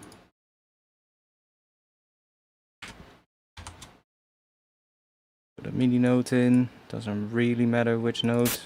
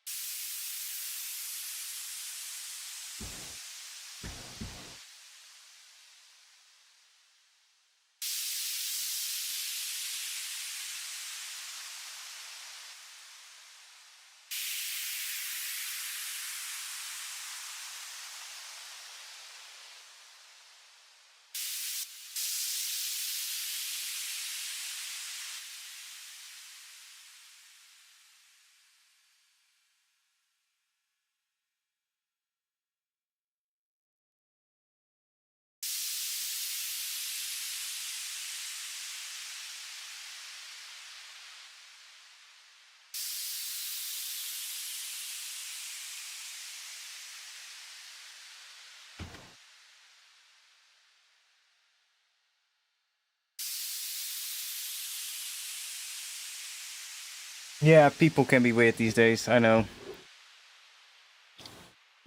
The internet has broken people's brains, you know. Maybe we'll add a little bit of echo to it.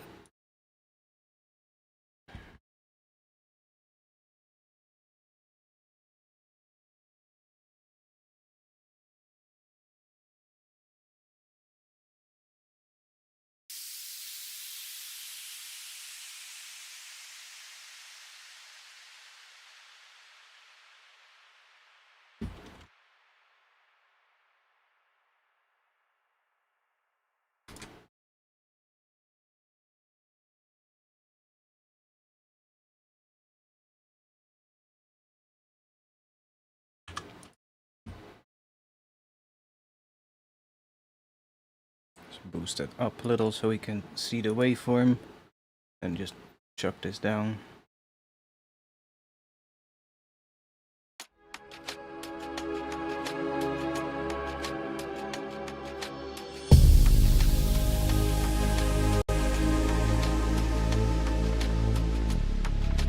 And we can also duplicate it and reverse that.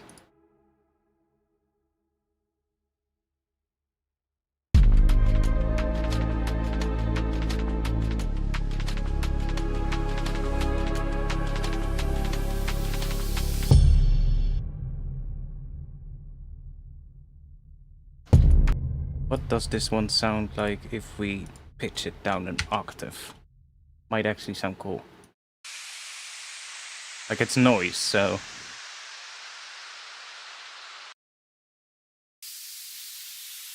I actually don't mind that. Makes it a lot longer, but that's kind of cool. Yeah, that sounds good.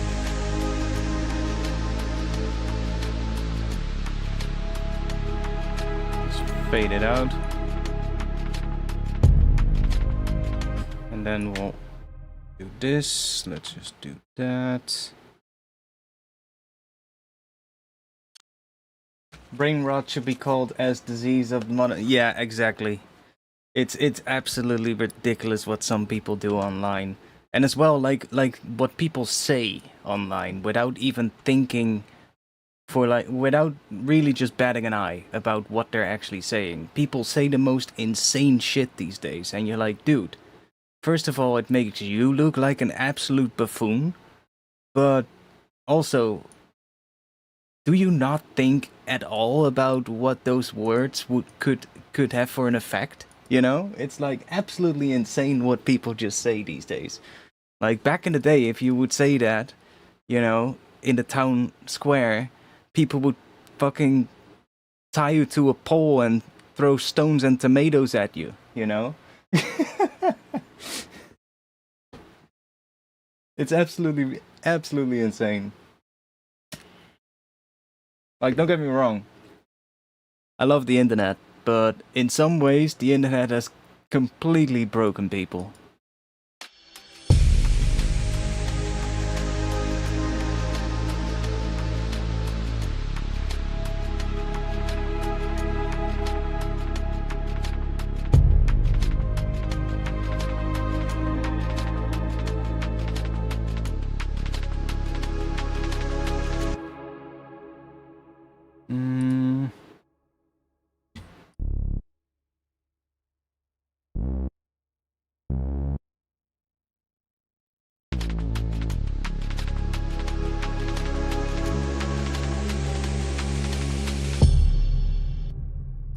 Yeah. Dun dun dun dun dun dun dun dun dun. Should we make a little ARP thing here coming in?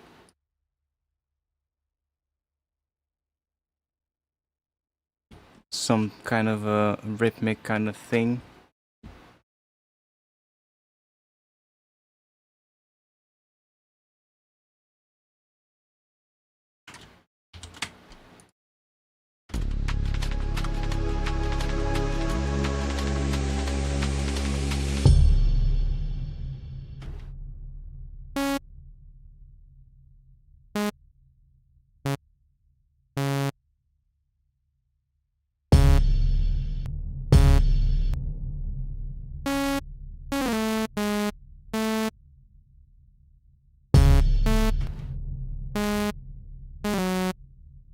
What am I hearing?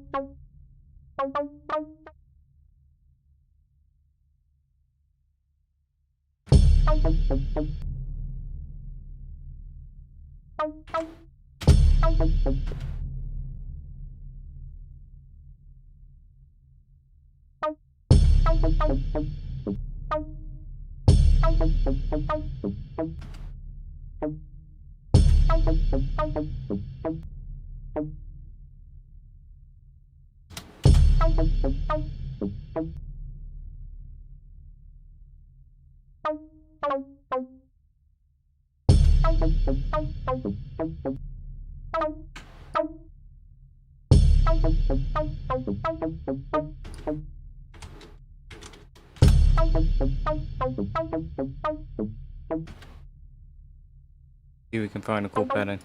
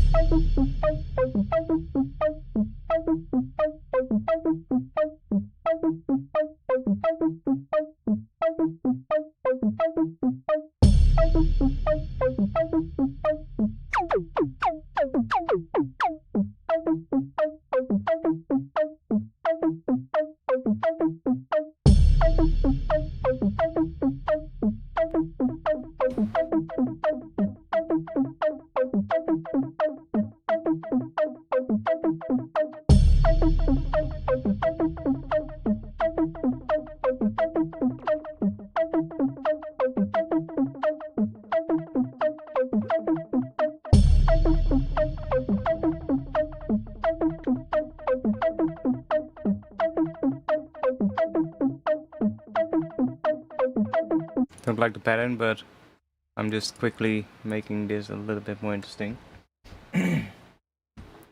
I don't like the pattern yet.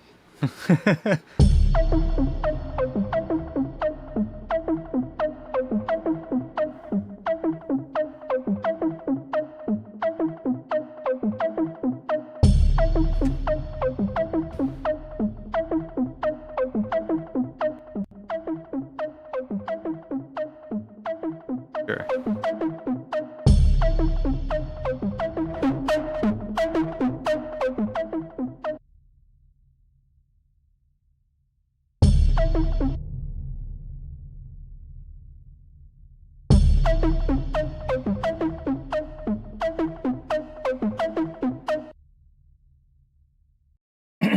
You're a puppy, bro.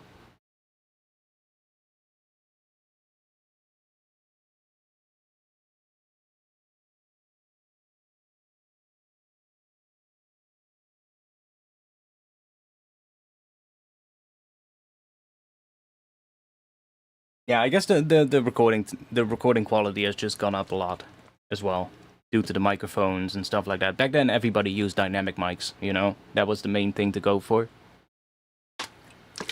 In fact, this mic, what was it again? A Shure Beta 58A. That was actually a mic that was used a lot back in the day.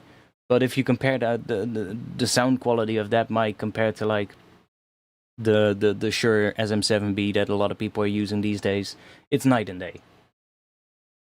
And then when paired with like some good processing, yeah, it gets very, very good.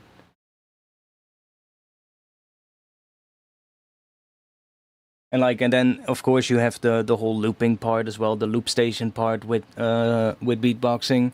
Like I remember when Beardy Man first started doing his stuff with the Chaos pads, and look at him now. Like he has a whole fucking setup with like multiple iPads, his whole own custom built app for it, and own custom built gear that he uses to do his looping. And well, yeah, it's just crazy what he's doing now.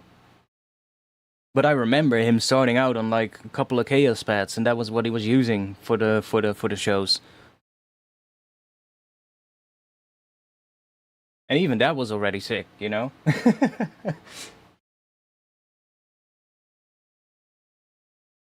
Yeah, true, true. Kind of like how an old jungle record sounds compared to today's stuff. Yeah. But you know, it's not just that. It's also the beatboxing skills and techniques itself have improved a lot. People are doing sounds now that people didn't even know existed like 15 years ago.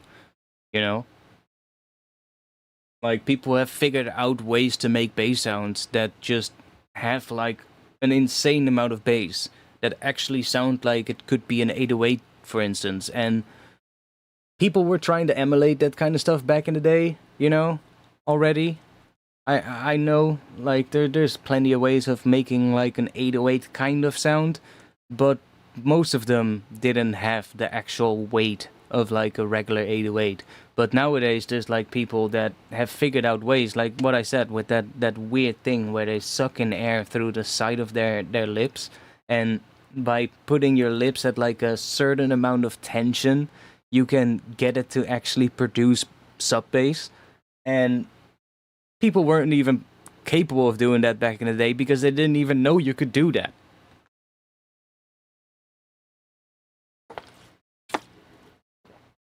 That's the whole point, you know? Like people keep figuring out new things, and then there's even guys right now that do stuff where they literally do polyphonic stuff as a single person. Like I believe that dude from the Korean group.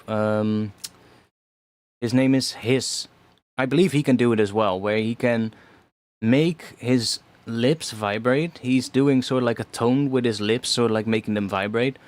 And at the same time, he can sing or hum, I guess, depending on how you look at it, a different note than what his lips are vibrating at.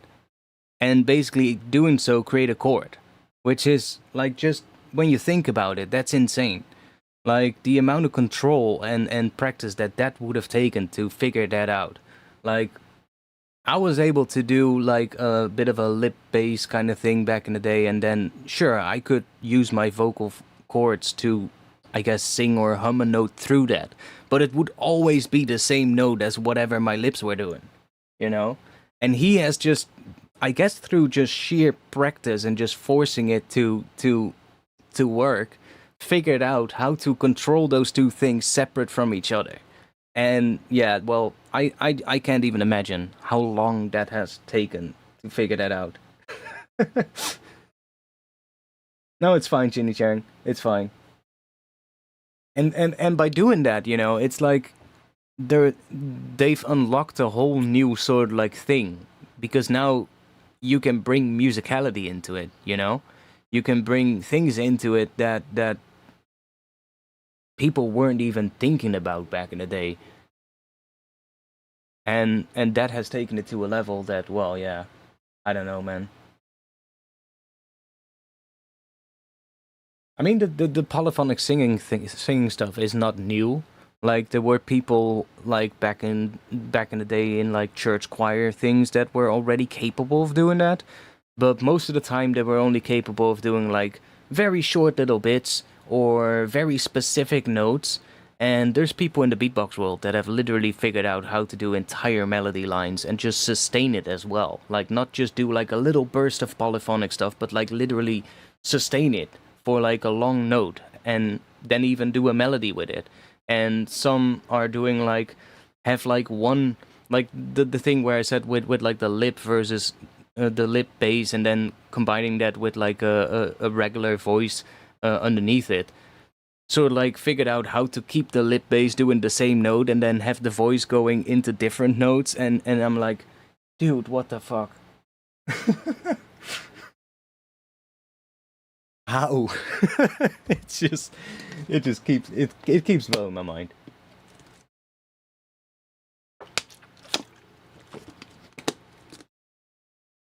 I love how we got into a completely different tangent here and went into a different rabbit hole, but it's kind of fun. And now I need to piss. So, what's next? FM beatboxing?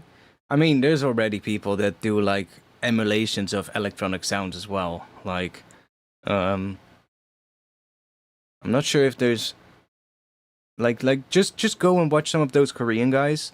I remember that his guy, for instance, he does all the trumpet sounds, the like trumpet-like sounds with his mouth. He is actually capable of doing different kinds of ones.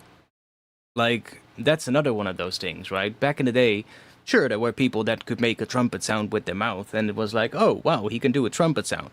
But he is actually capable of doing a trumpet sound that sounds like an actual trumpet. Like one that, well, that sounds like it could be just, you know, a recorded trumpet. But then he's also capable of doing ones that sound more like a sampled trumpet, you know, where it's like the kind of effect you would get if you would sample a single note of a trumpet and then play a melody with that in a sampler. So it sounds more synthetic or electronic in a way. Like, he is capable of doing different kinds of ones by manipulating his voice and I guess his vocal track. Which, like, that just gets to a level. I'm just like, what the hell?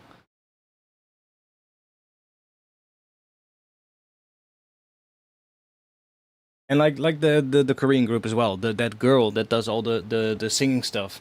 Like, the best example of that one, I guess, is the Korean K-pop medley that they did. Like, you can just hear how she as well is capable of manipulating her voice in ways so that for almost every song that they do in that medley, she sounds like, well, you can hear that it's all her, but you can also hear that her voice sounds different between all the songs that they do. Like, she manipulates her voice to sound more like the original artist in every single one of them. And that's kind of insane, if you can do that. Like, most people, if they would sing, you know, they would just always sound the same. They would sound like themselves, right? But they can actually, well, she can actually switch. So, like she is not doing too much beatboxing in that group, I believe. Every now and then she does, like, some hi-hat stuff or, like, stuff in the background.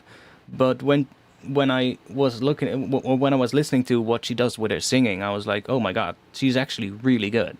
It's not just like, oh, she can sing. No, she can actually sing well.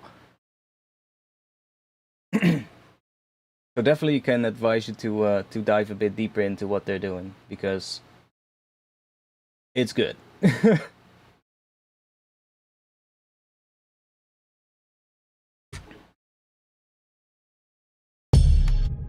I'm gonna have to take a short bathroom break. How late? It's 1 a.m. We can do a little bit of production still for maybe an hour. People fear that AI replaces music. I am more scared about these dudes. I mean, sure, yeah. Like, I don't want to know where they're gonna be at in 5 years. You know? Like, most of the stuff that they've done so far is mostly just all based on, like, covers and stuff like that, but they've released a couple of original things now, and I can imagine that they're sitting on a lot more originals to be released in the upcoming time.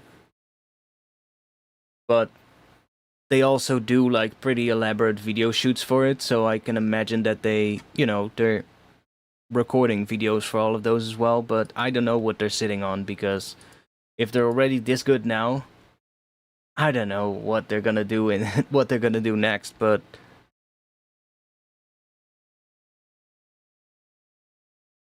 they're probably gonna blow my mind even further. I'm gonna take a short bathroom break and then I'll be back. We'll see how long we'll keep going. We can at least go to 2 a.m., but see how late we're gonna make it. I'll be back in just a little bit.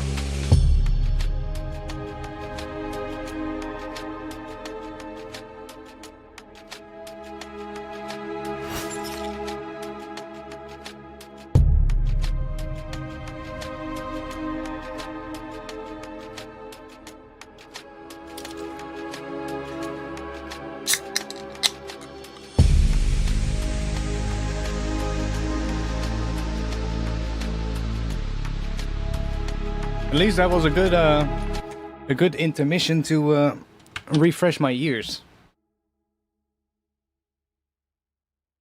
Imagine sitting in the studio with a human synth. Yeah.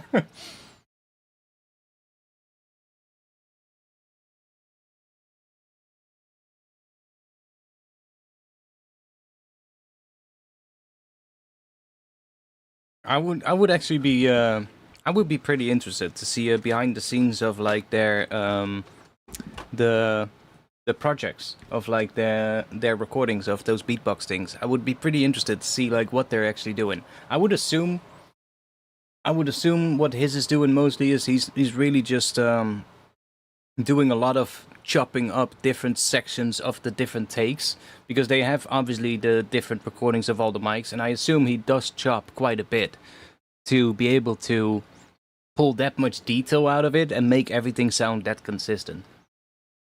Like, it's not just a little bit of like, oh, let's compress these mics a little bit so the volumes are all a little bit more similar. No, I don't think that is what they're doing. I really think he goes into detail and chops out like individual parts of like, you know, chopping out, like for instance, like taking a snare and chopping out all the snares, putting those on a channel and bumping them up to whatever level they should be. I really think it's a lot more like making an actual track than how people would normally process like a beatbox recording back in the day. No, it's another monster. A monster white. I figured if we're gonna go for a little bit more, then I should probably have something. I mean, there is definitely mixing and post-processing, don't get me wrong. But it's not like they're doing like a lot of post-processing. Like, most of it is just volume balancing, a bit of reverb here and there. Every once in a while you might hear a little delay effect on like if they sometimes on like the female vocalist, and sometimes if they do like in that hip hop medley they did like this one little section where they all sort of like chant out a phrase, and you can hear, for instance, I believe it was that, but it could also have been a different one, but there's a section like that in one of their videos where you can hear a delay sort of like being added. But other than that, I believe it's mostly just volume matching, a bit of compression maybe here and there, and just EQ.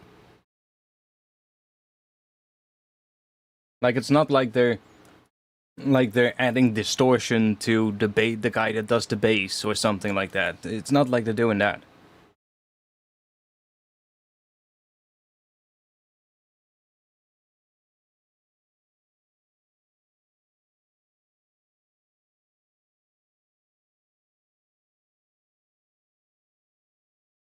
Hey, Pookie. Hello. Okay, let's see.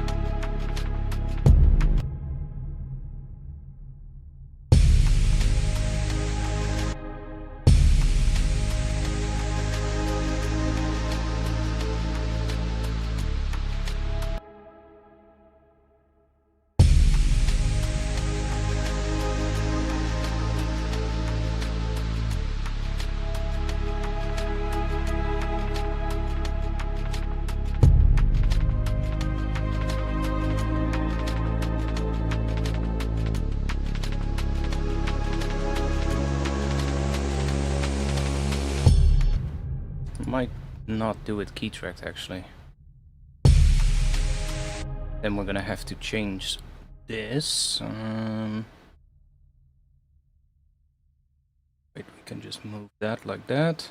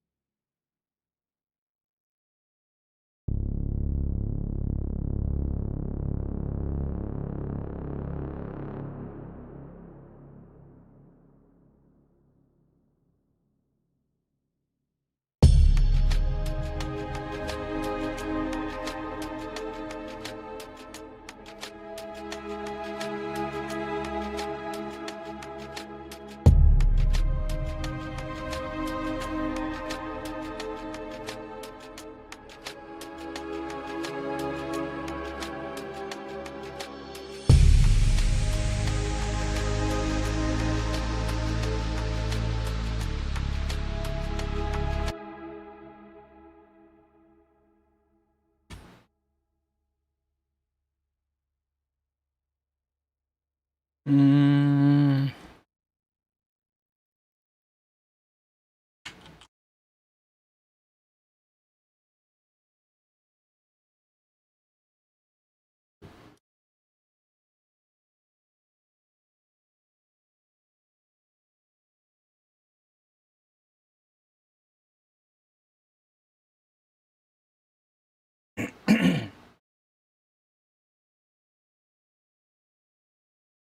Well, that's the thing with the beatbox stuff. Like, they cannot do too much processing.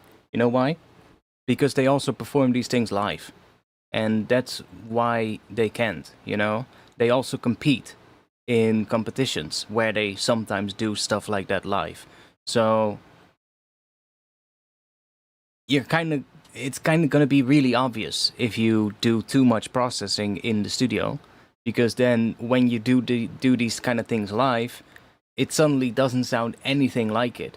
But I found a couple of their live stuff on YouTube as well, and I was actually amazed at how similar it sounds. So that kind of shows that they're doing a lot of those things actually, you know? Which is pretty crazy to think about.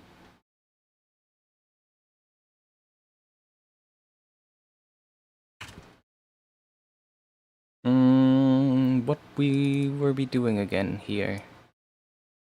I mean, we can just...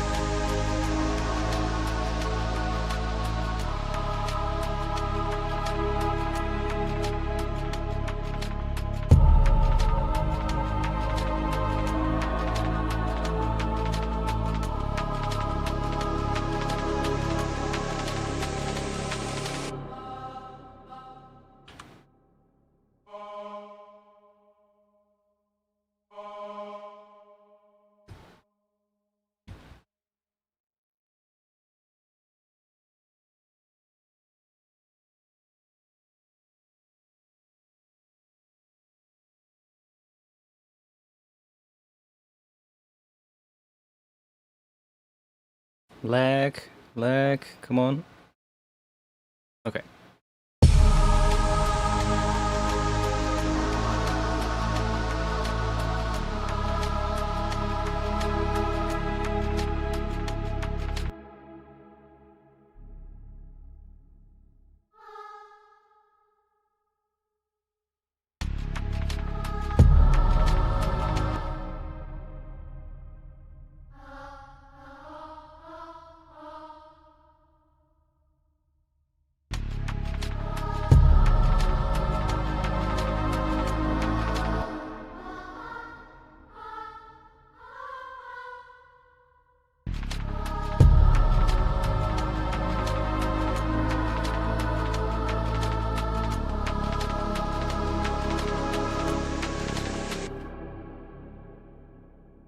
Can we make this one?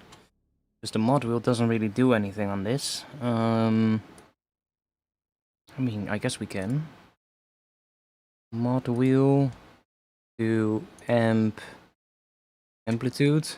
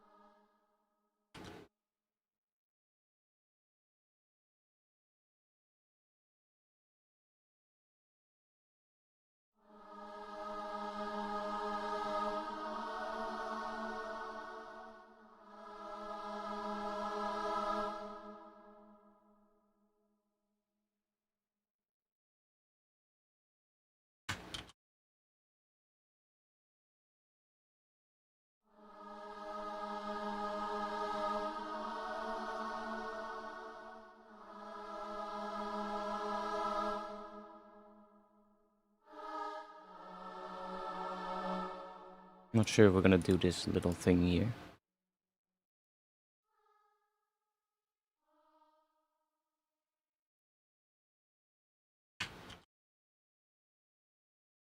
And put some reverb on it.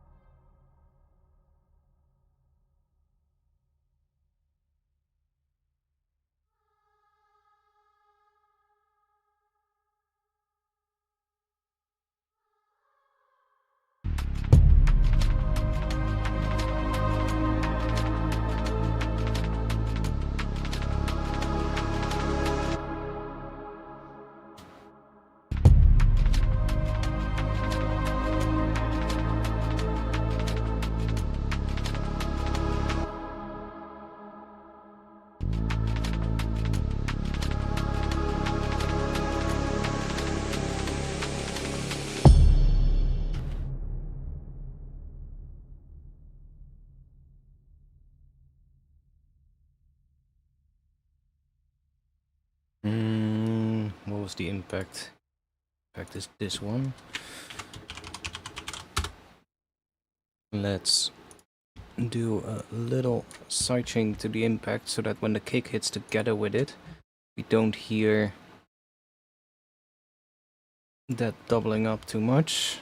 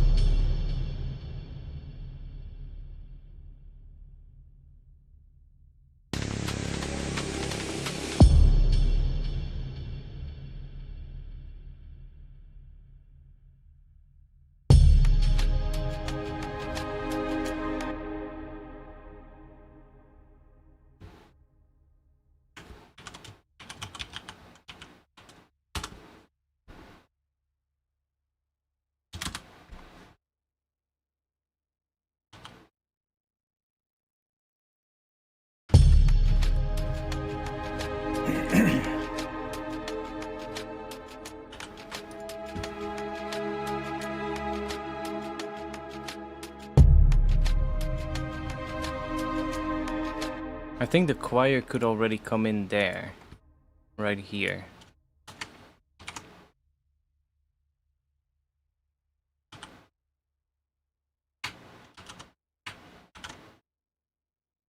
Maybe not the full thing, but maybe just a low note.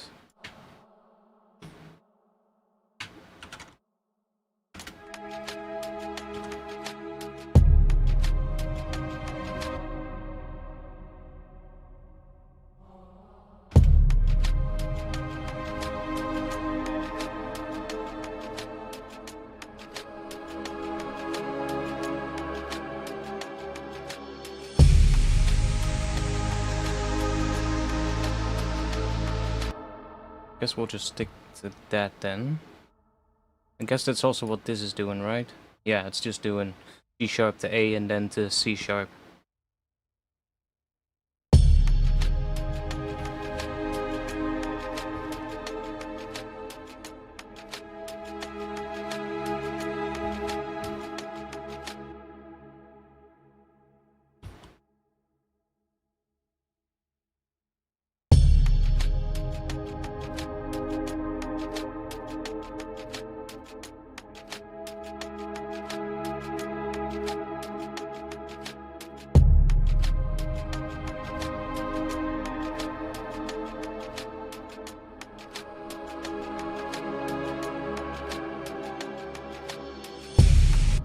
Guess that could work.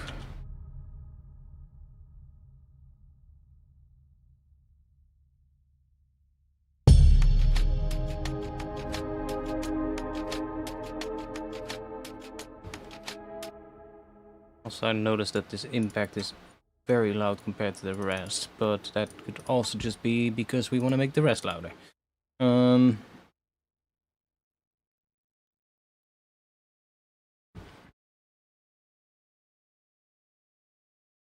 What does it sound like if we put a little bit of this on here?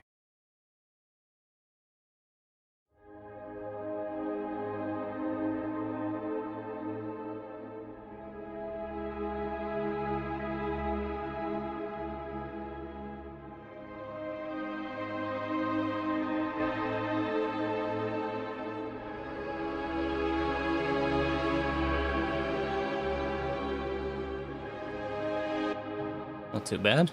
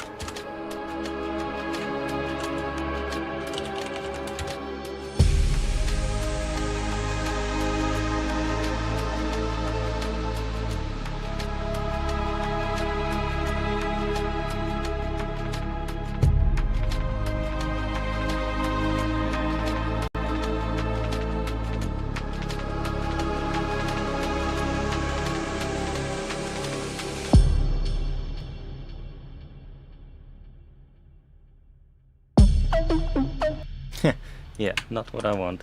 Let's see.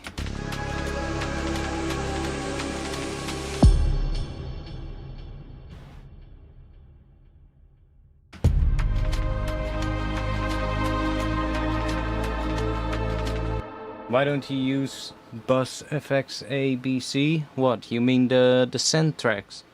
I don't really use Synth tracks a lot. Like it's something that was used a lot back in the day, but nowadays it's not really needed. You know, especially in Ableton where you have groups and you can group tracks and you can make buses that way. Sure, it's all right to like, let's say if you're making a track which is made all with like acoustic instruments and it's all just like it needs to sound authentic, like everything is in the same space. Sure, it would be good to have a reverb maybe on a send track or a return track, and then use that. But especially with the processing power these days, it's not really needed. You can get away with doing stuff on the channels itself. It's not that big of a deal.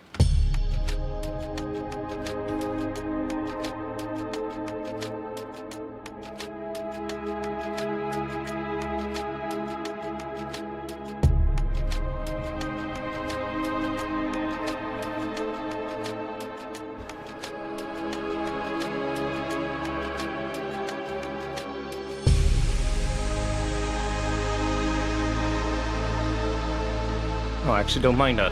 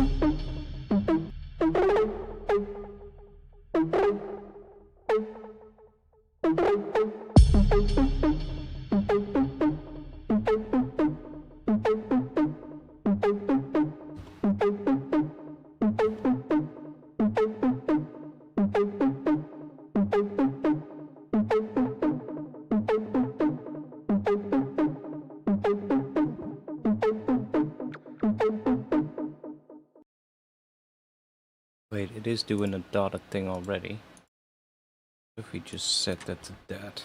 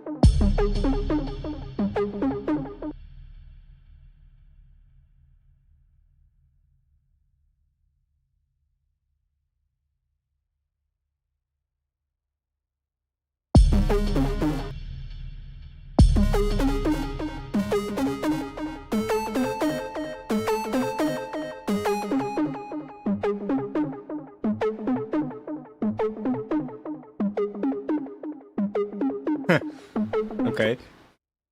What if we run it through there, of course?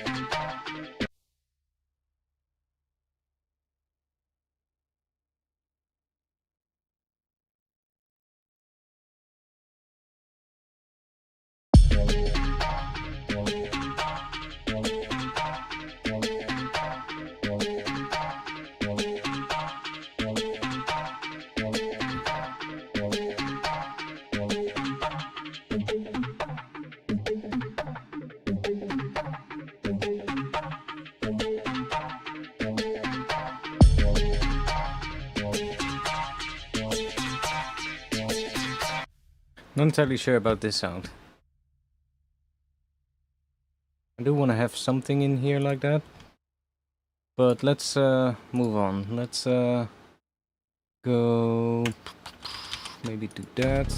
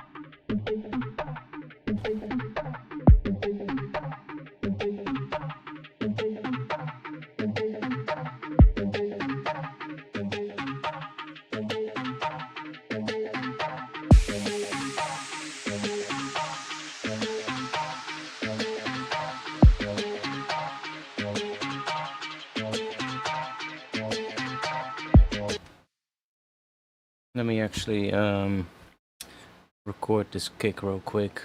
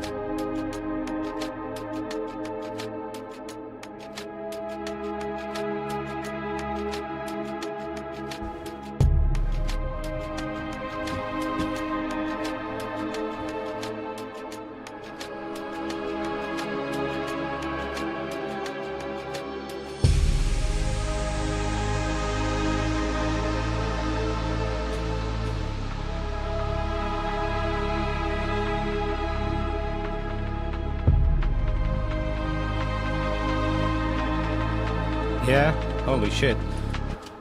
It was lagging like crazy there. Let's do a little...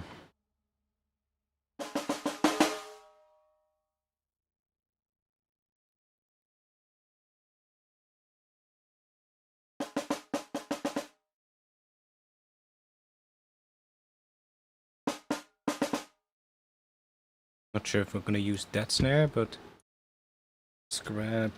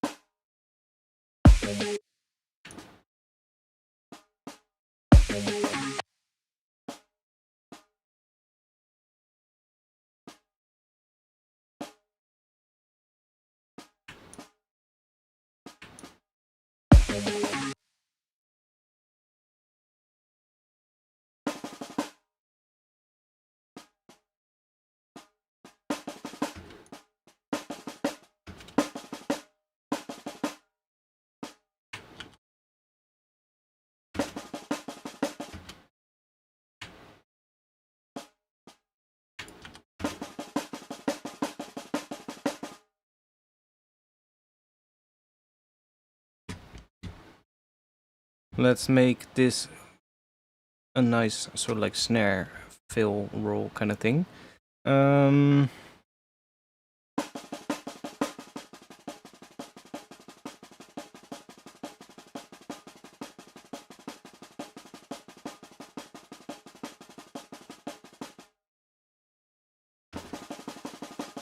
we can automate that, so towards the end it becomes more like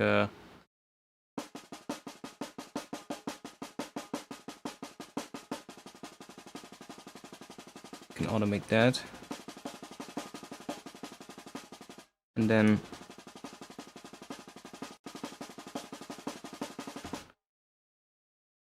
automate a couple of these things probably.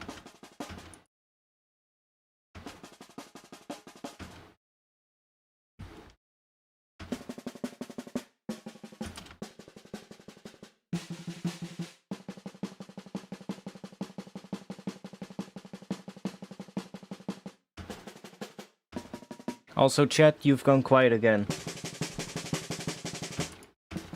There's still people here, right? Or am I just sitting here doing this for nobody? Oh no, there's 14 people. Okay.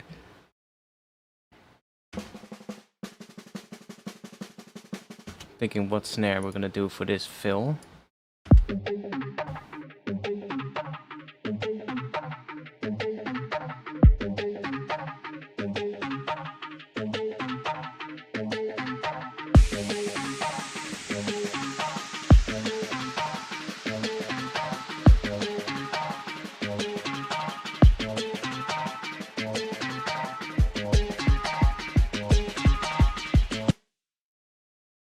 See. Probably gonna automate this here.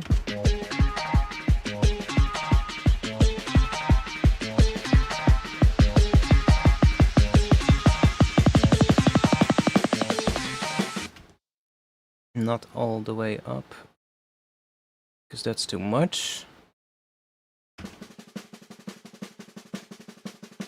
It's also gonna stop here, by the way. And we also want to automate, I think, the drive.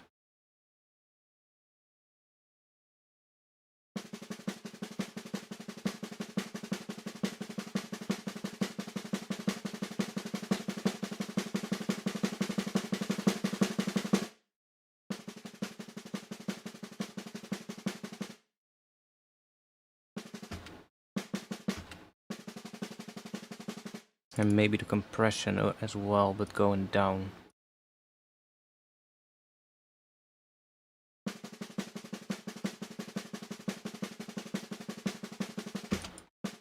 Let's leave the random off.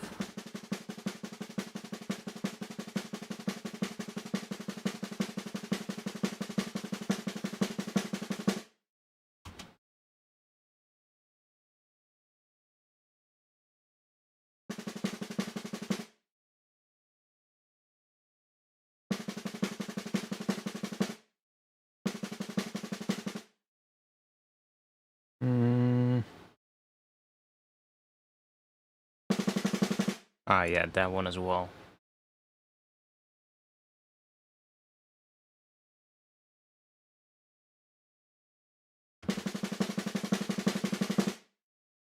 And then we can check how far up we want to go on this.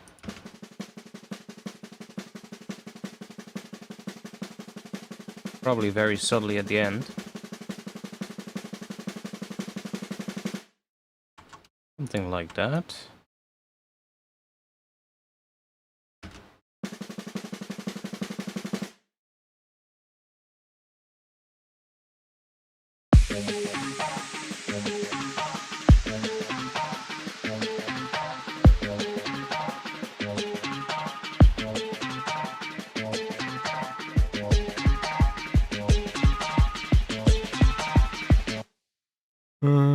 Let's grab a saturator maybe. Crank it up a little bit.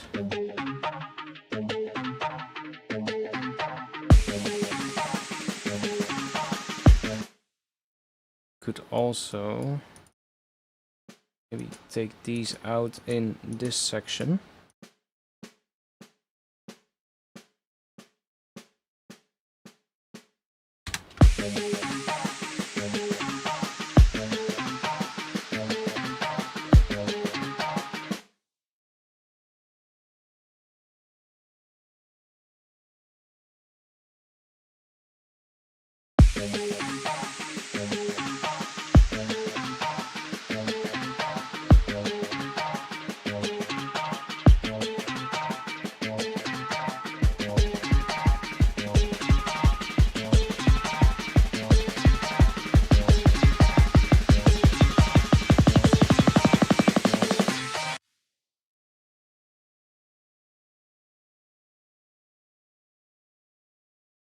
Yeah, I'm not a fan of this ARP pattern, but in lack for something better, we're just gonna stick with it for now.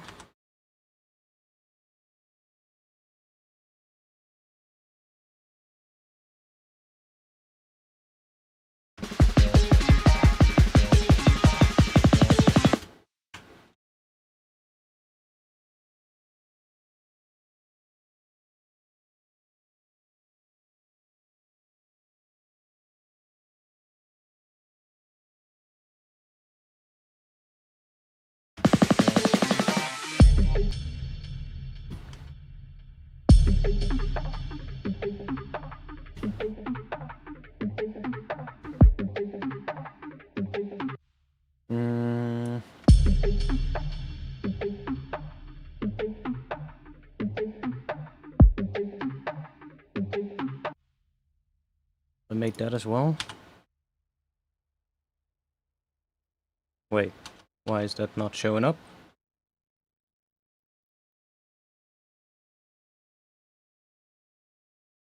Okay. Well, then we'll map it to a macro. Problem solved.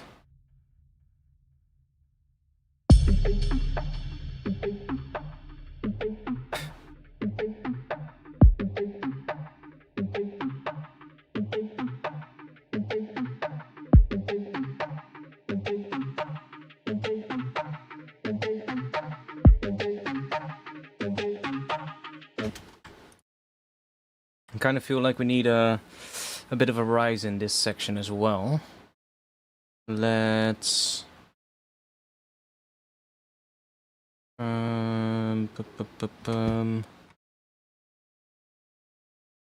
see if I have like I should have a folder here called risers. Risers.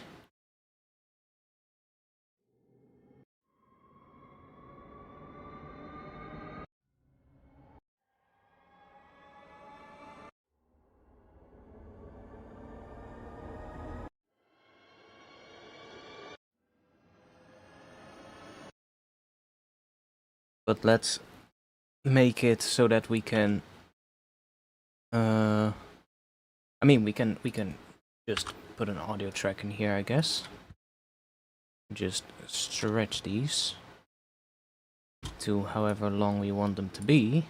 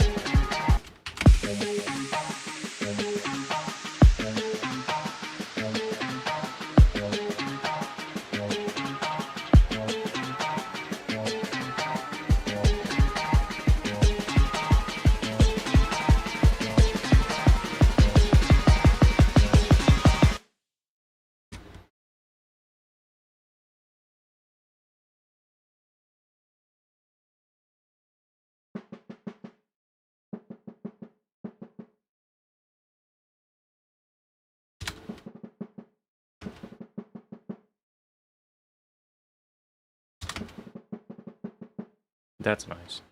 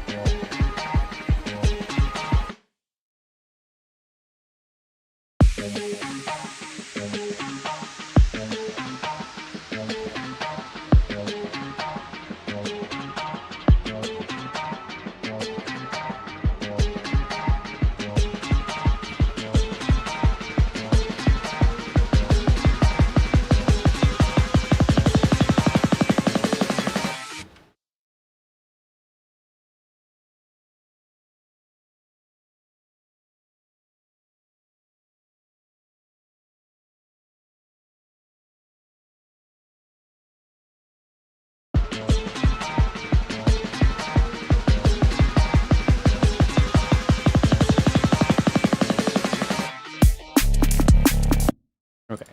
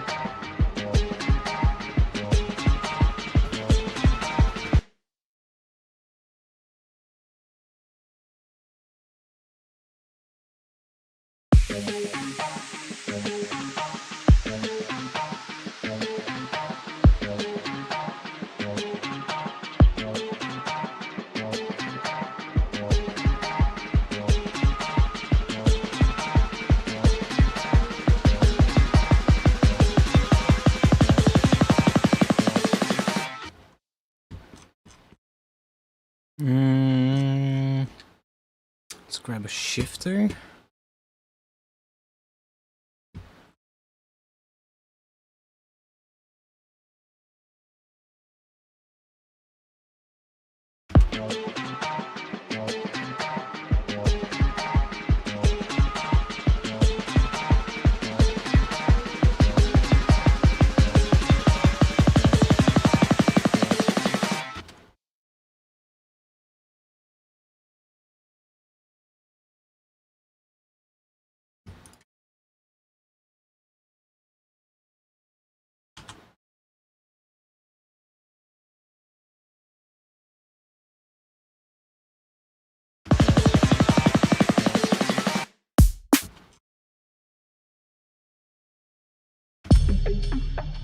Yeah, I really don't like this one.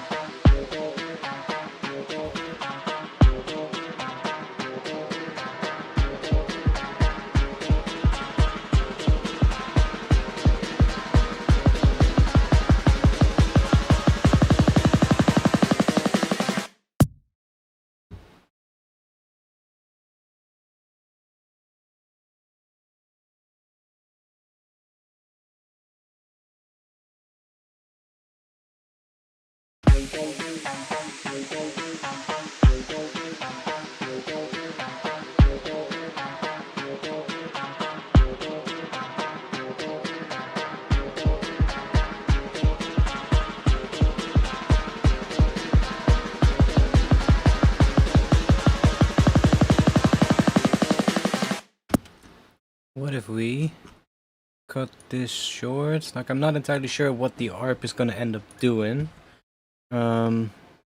But I am kind of hearing something that would be cool here, which is grabbing this to here. Means we're gonna have to move these.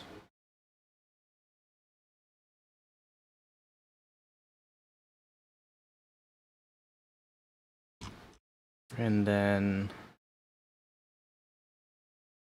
not sure if the noise is gonna stop already there.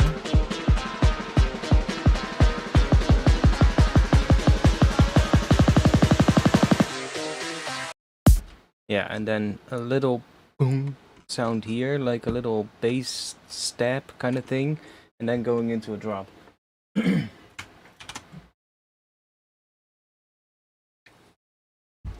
Also, who is still watching? Because it's 2:15 a.m. and if nobody is still watching or saying something in chat, then I'm just gonna call it quits for tonight. Because it's getting late.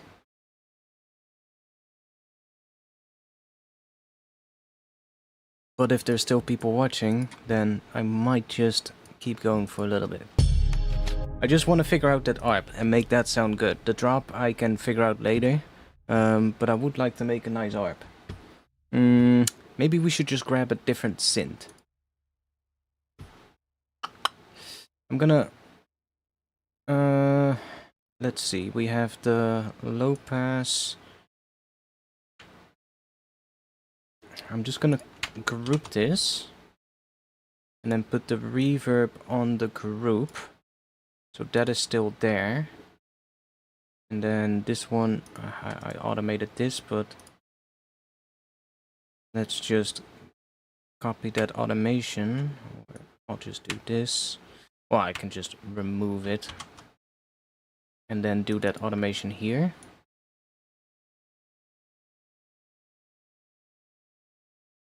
And then we can turn this track off. And let's see if we can find out something better. Let's save. What are we gonna use? Synth.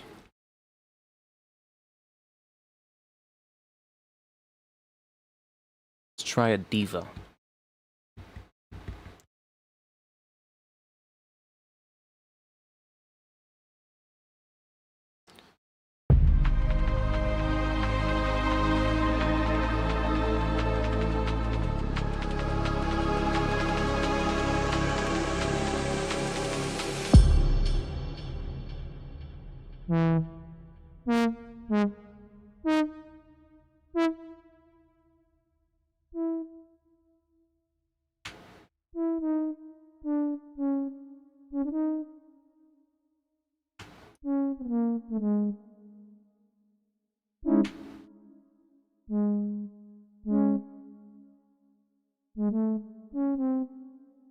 Let's try out what happens if we mess with this. Let's do presets. Let's do templates. Should we do Jupiter 8 or something? That's not what I wanted. Let's turn the ARP on. Where's the rate of the ARP? Oh, here.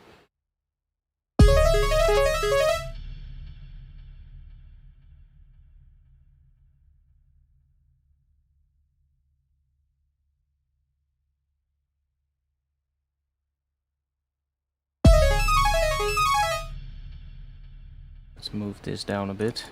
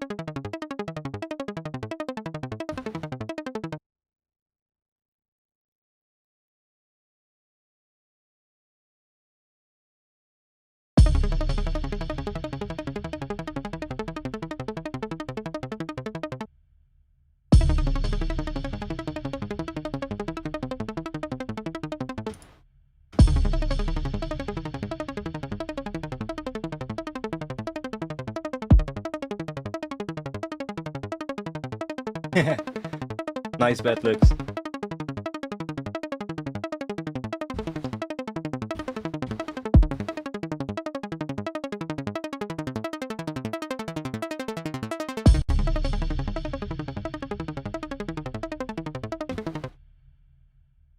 Could be fun, or we could just get rid of these.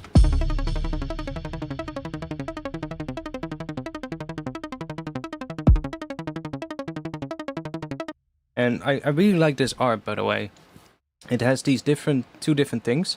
If you like right now, I set this to restart after 8, but we could also just turn that to none.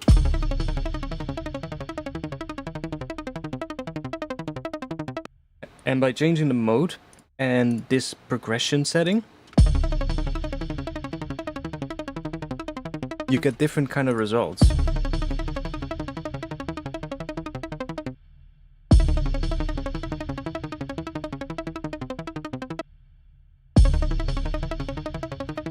Maybe with 3 octaves.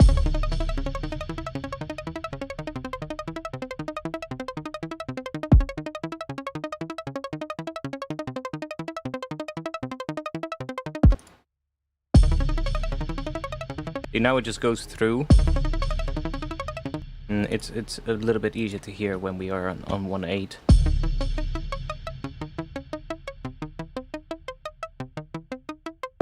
It plays the pattern and then goes up an octave, plays the pattern again, goes up an octave again. If we go to round,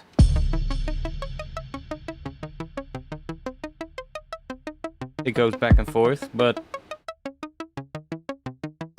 which creates a different pattern. If you do leap, then it does every note it goes up an octave.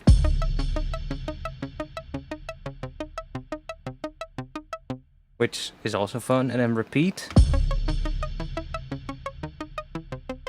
Ooh. That's kind of cool.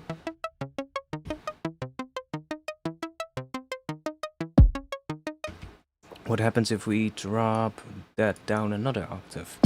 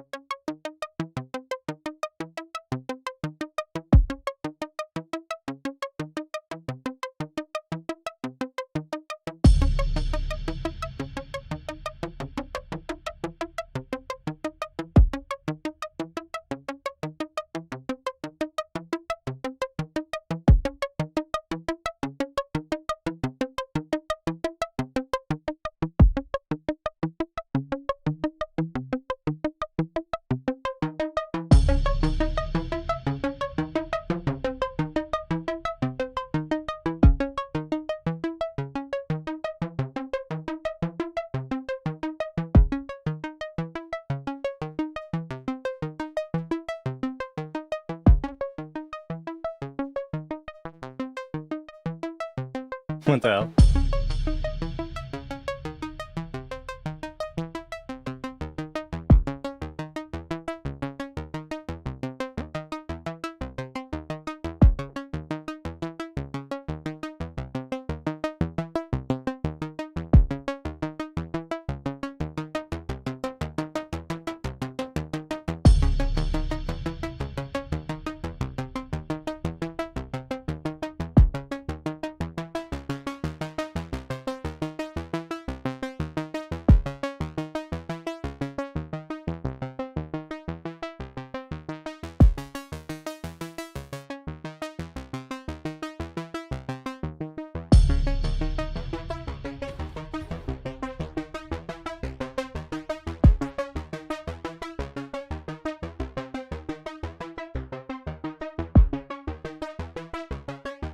I don't like what that does, actually.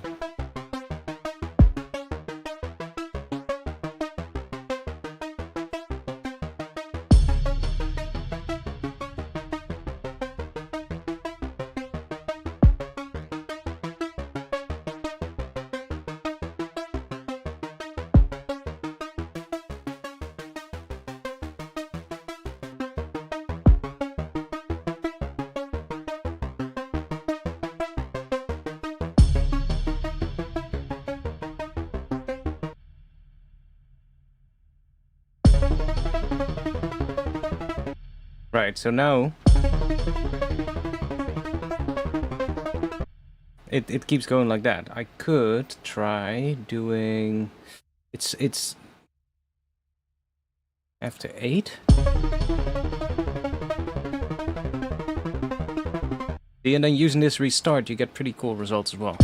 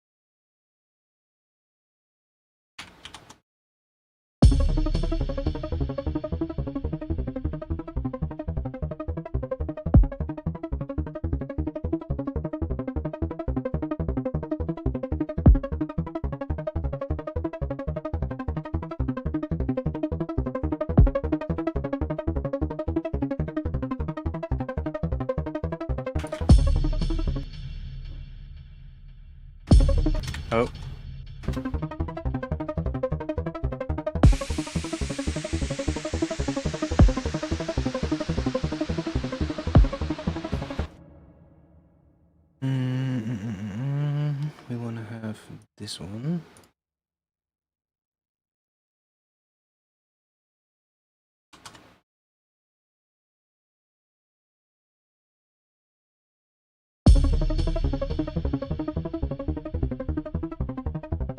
Yeah, arps are nice.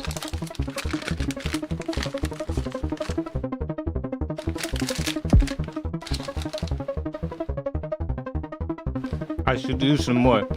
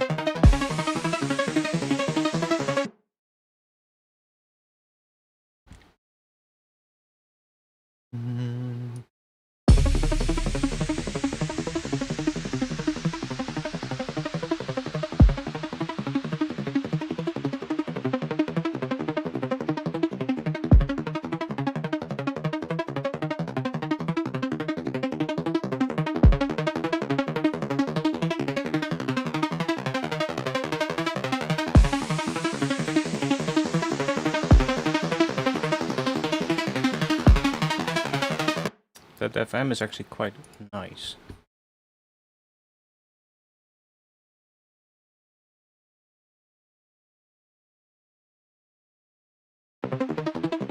It's also getting a little loud now, but that's fine.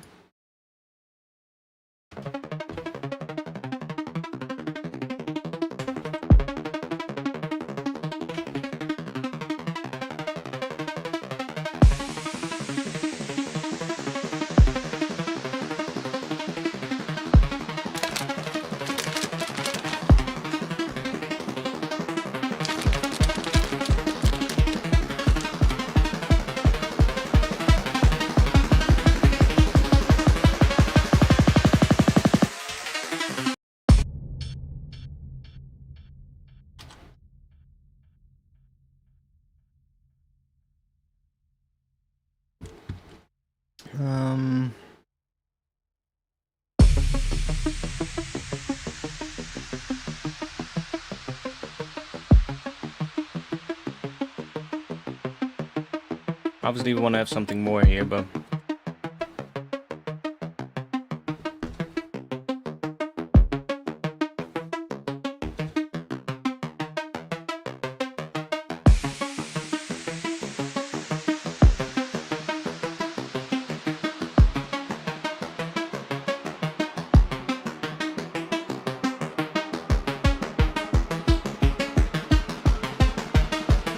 I think 16s is the way to go, though.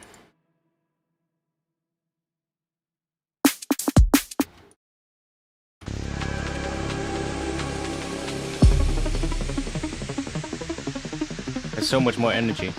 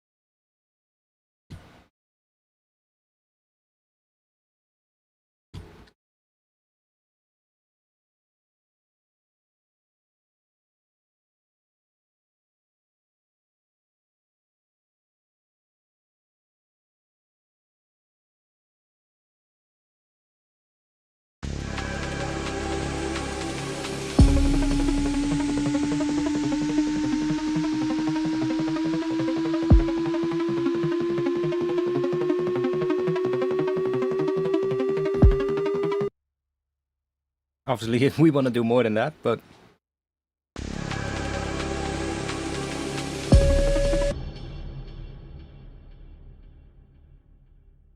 what if we put this one on?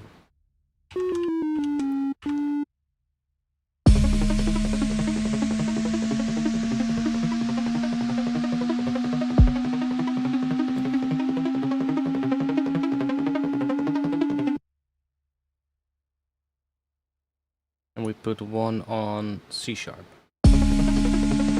Okay, that sounds weird. Let's put them on C sharp then.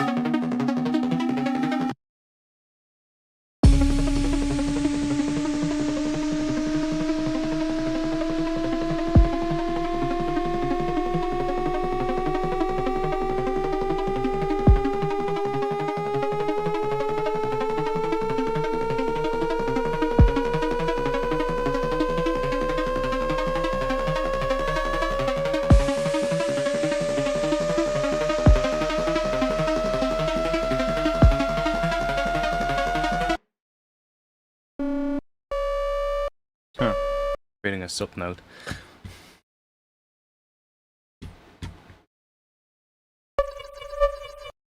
Okay, that sounds weird as fuck. Let's not do that. Maybe we'll go... That sounds better. Some chorus.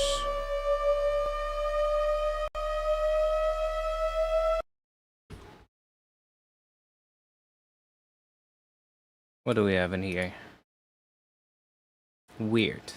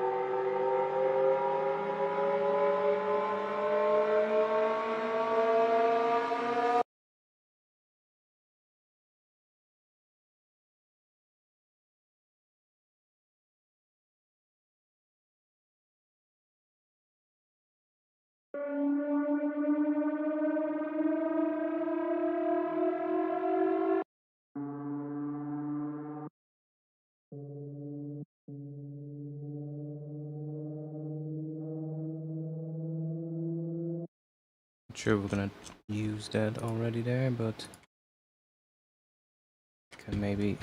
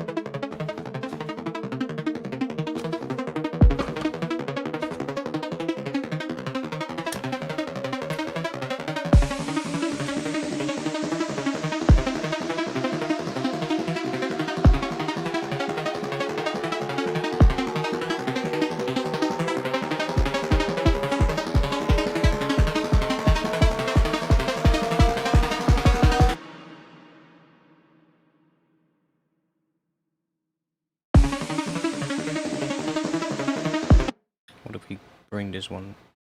Wait, we do this, and then we bring the direction down.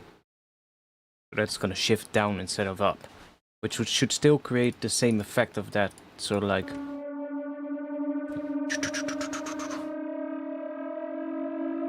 But now one peak should go down a little.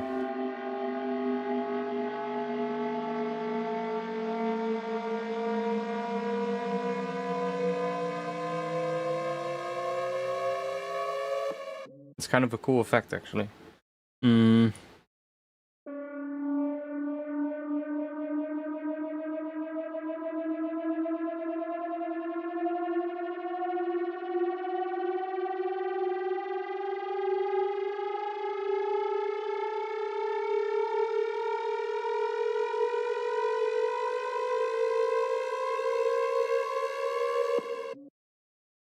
Guess we could drop something on here, and then we can automate that as well. So we can maybe towards the end here.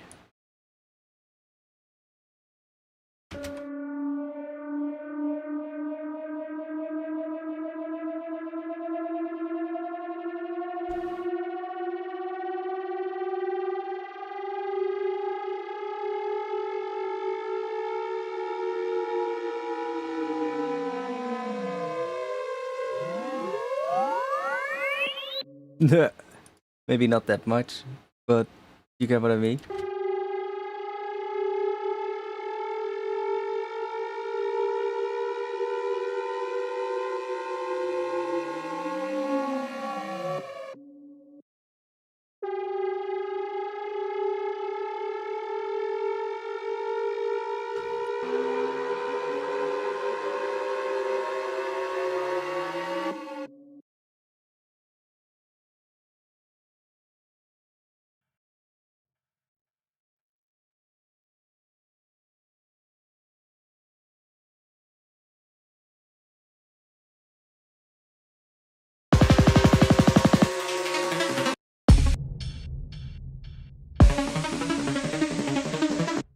We could do a bass hit here, but we could also do a little tom fill. Let's make some toms that we could use. We can also use those in the drop if we're not going to use them here, so they're always going to be useful. Let's grab an addictive drums.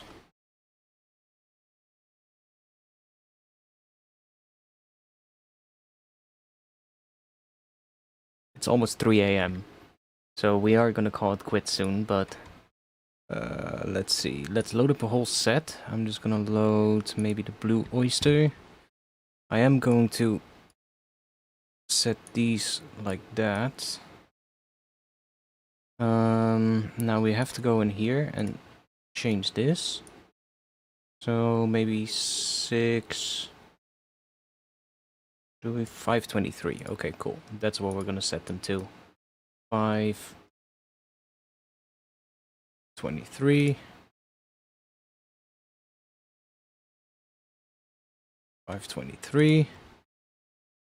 And 523. I'll show you how you can make thumb fills. Yeah, Bootney. The little thing we talked about on Discord. I'll show you on stream. So I'm just gonna make a clip here. I have to find the toms in here. Oh. Wow, I just literally pressed the right key straight away. Normally I don't. Make a little clip like that. Maybe we'll do that. And now what we're gonna do is we're gonna grab an ARP. MIDI effects. ARP, we'll drop that on here, and we'll set this to random. Obviously on 16s. Maybe we'll do random other. And I am going to add some of the other ones in as well.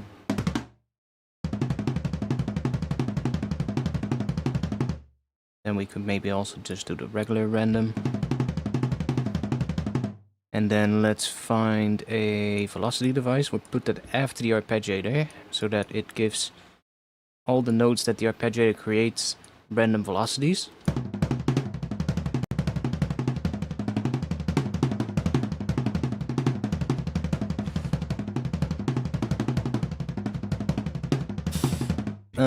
And then let's make this sound a little bit more useful for drum and bass. Let's just chuck an OTT on it. And maybe maybe a compressor.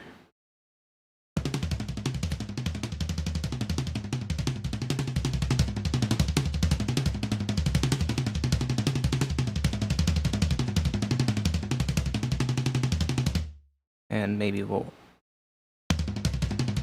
bring it up a little bit more. Maybe we will decrease that a bit.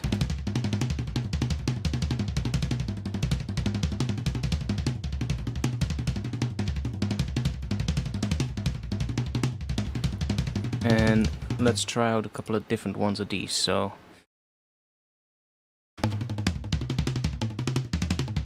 you can just load the entire set by doing that, and then it basically just changes all of these.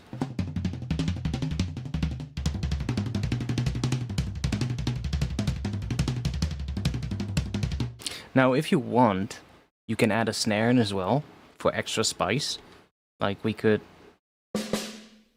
put a snare in. See if that works.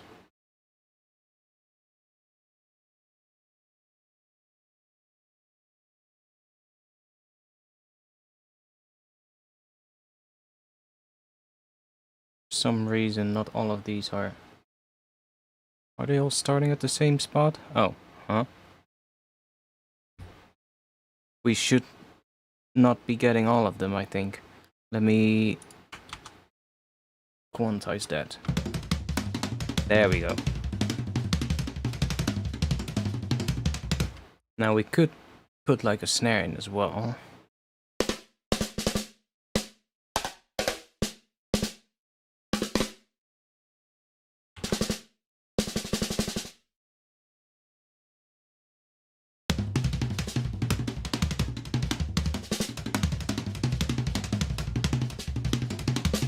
It's not really great. Let's just use the toms. Let's go and maybe decrease the room a little bit.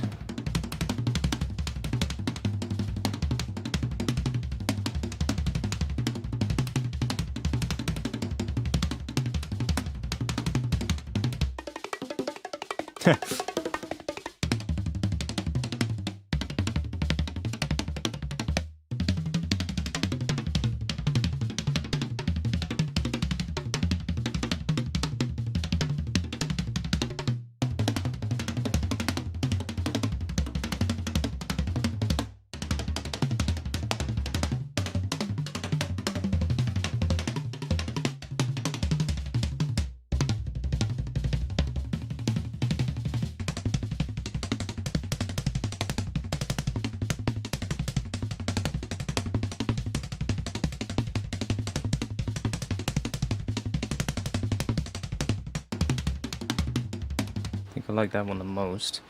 I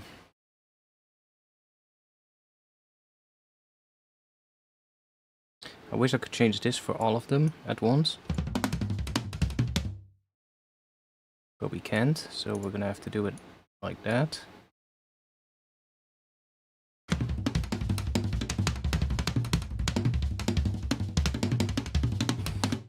I am going to decrease the width a little bit on these. Let's just do mid-side mode, bring this down. And we can check if we want to have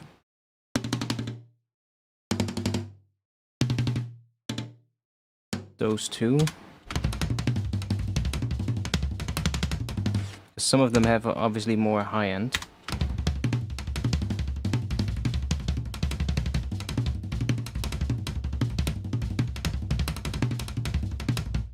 maybe I'll shorten them a little bit.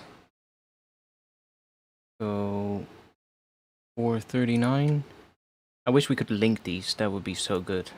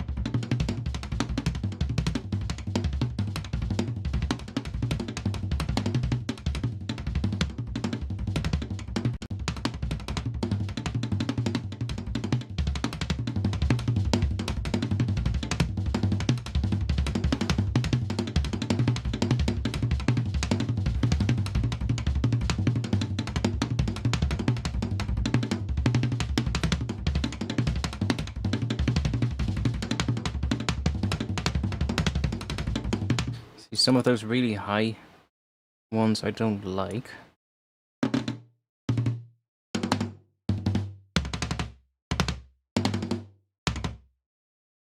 But it is what it is.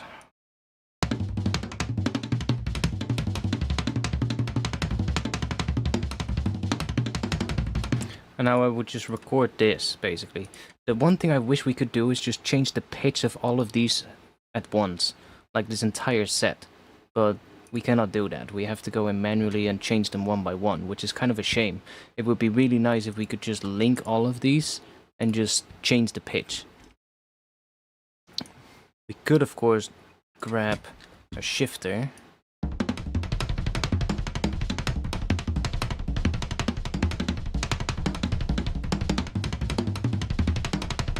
Shift them down a little bit. Now we just make an audio track. That's a MIDI track. We just make an audio track and we set the input to our track with toms. And we just record that.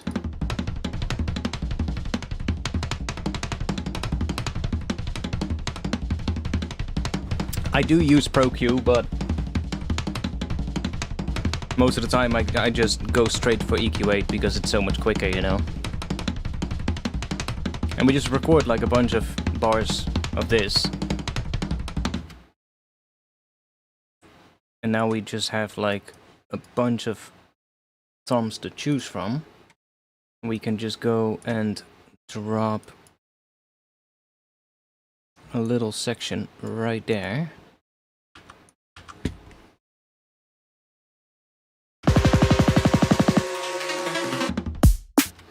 And obviously that one is pretty quiet. But we can then just try out different sections without having to, you know, go into the entire thing and make like a tom roll fill.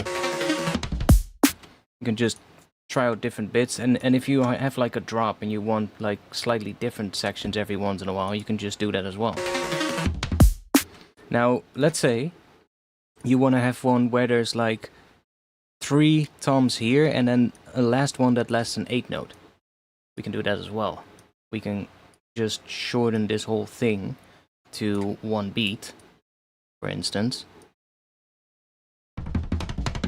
Still gonna get the same thing, but then we just go in here and we automate the rate of the arpeggiator so that it switches to an 8 note right here.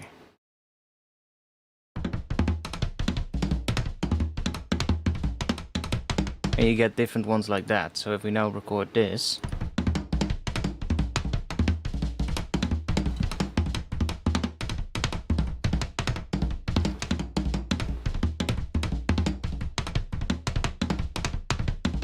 and obviously you could of course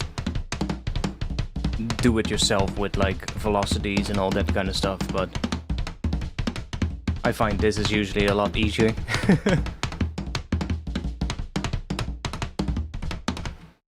So now we have a bunch of takes of that. So let me move that one aside. Drop that one in our gap here. And we can just try out a bunch of these.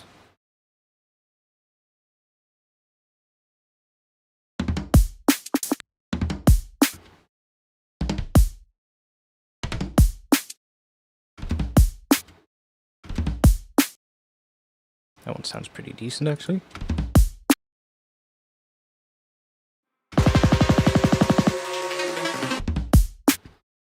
And maybe you want it to be a little bit brighter. OTT is gonna help then.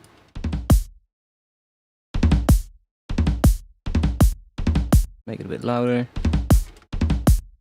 Maybe add like a little bit of transient shaping.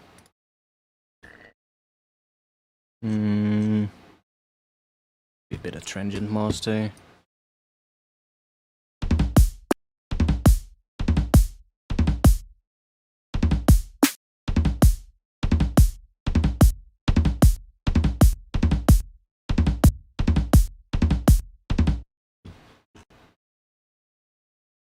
Usually Pro Q is what I would use if I have to get really surgical, you know? If I just need to do some quick EQing, EQ8 is usually the go-to. But when I need to get really surgical and I'm like, okay, now, or when I'm getting into the mixing stage of a track, I would usually grab Pro Q because it's just more precise, you know? And you have the dynamic EQ and stuff. So like maybe for these kind of ones you want to roll off a little bit of the low end, maybe put that at the start.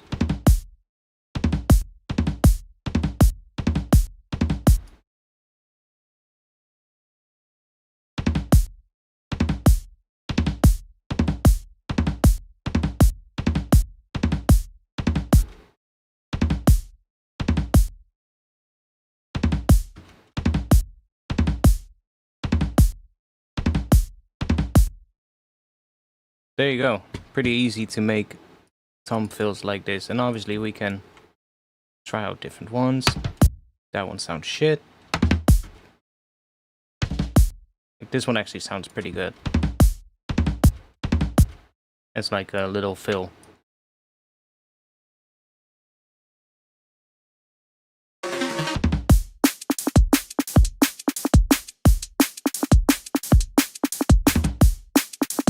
And maybe here it would be nicer to have one that does a 16th note thing.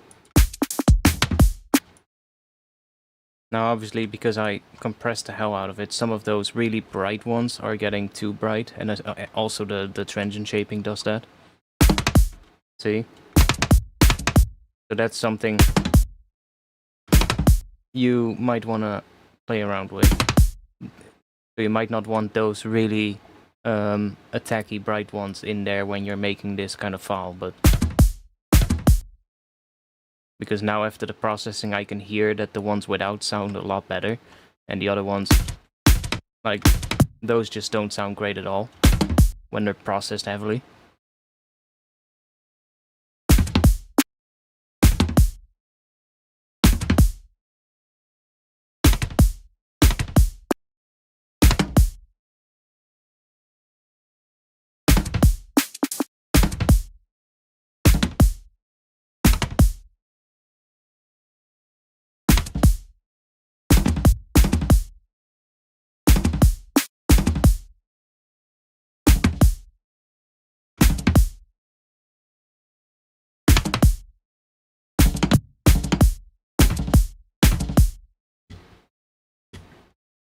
But you can see what I mean, right? This is a pretty easy way to make little fills. And, like, you can do the same thing with snares as well. Like, if you want to make a snare drum fill, you can kind of do the same thing. So, if I grab another addictive drums,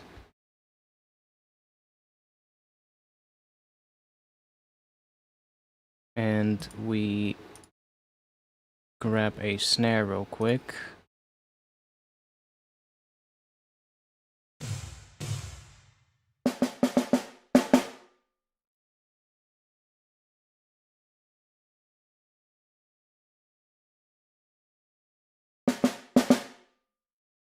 Let's see. The 402 ones are pretty good for this. That one is pretty decent. Maybe pitch it up slightly.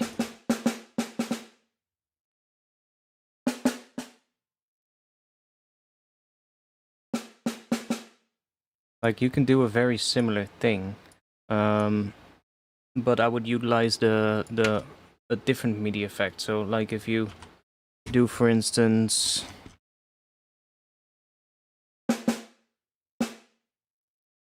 make like a little pattern, something maybe like that, and then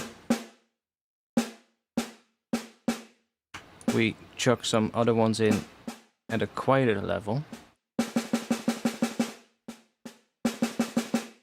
You can now use the MIDI velocity device again to kind of warp that pattern into something different. So you can, first of all, maybe add a little bit of random. But then you can also automate this.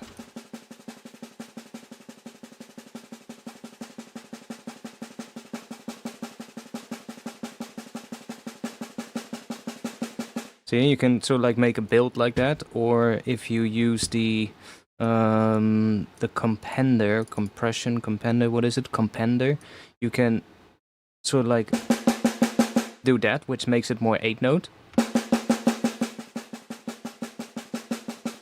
Or, and if you want to do this even better, you take 2 of them, because then this one makes it more like an 8-note shape, and then this one brings that down again. So it's just 8 notes. But if you bring it to here, it becomes 16 notes.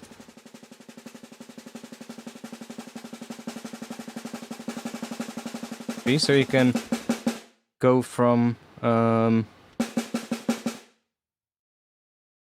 maybe the difference between the notes is a little bit too big, actually. You could even do a different pattern. Something like this.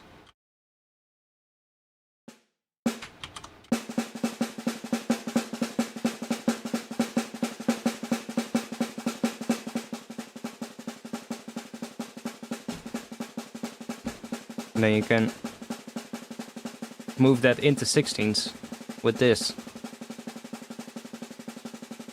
And then if you automate this one at the same time, you can make it really like a, so like a build kind of thing. And then the drive, I guess, yeah, it just brings that up again. Could maybe do that to get really loud ones. So there's like by just automating 2 of these, in so like while they work together, you can basically create really easy snare drum fills that sound pretty realistic. And it's gonna be a lot easier than dialing in the MIDI, right? Because if you would have to do this with MIDI, you would have to go in here and you would have to change all this MIDI over time so that it, you know, they get closer together, and then over time they start rising in velocity, which is a pain in the ass to do. So just grab 2 velocity devices in front of it, make a little pattern that has some velocity movement in it, and then just start like that. Could even start like that, and just start automating them. And then while you do that, you bring this one down. So it goes into there. That one keeps rising at the same time. And then right at the end, where it needs to get, like, and if you don't want to have the random stuff, just bring that one all the way down. And then right at the end, you just go, and you've got a great snare drum fill. And it's so much easier to do that than to, you know, work with all those velocities inside of a MIDI clip. Like, that's just a pain to do. So, little tip. And obviously you could do this with anything. You can do this with kicks, you can do it with hi-hats, like that's also a good one. Like, you could just choose a hi-hat that you like, I like that one quite a lot. And you can just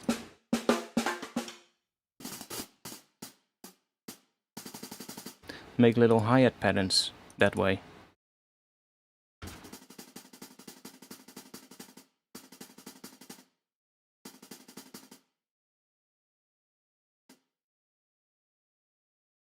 Maybe go 30 seconds for one little piece.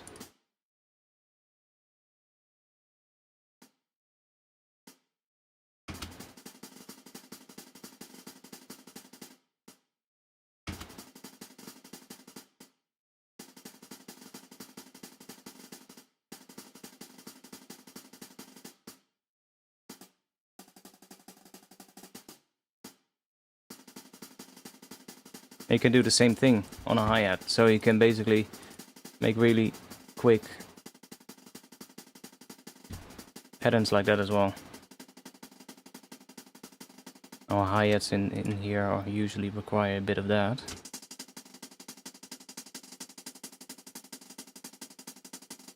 And then the same thing goes again, right? You can just bring them more towards 16s or do that.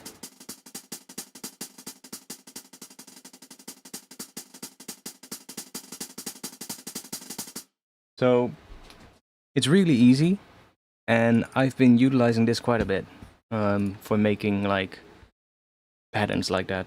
We actually did this earlier, where we had this one.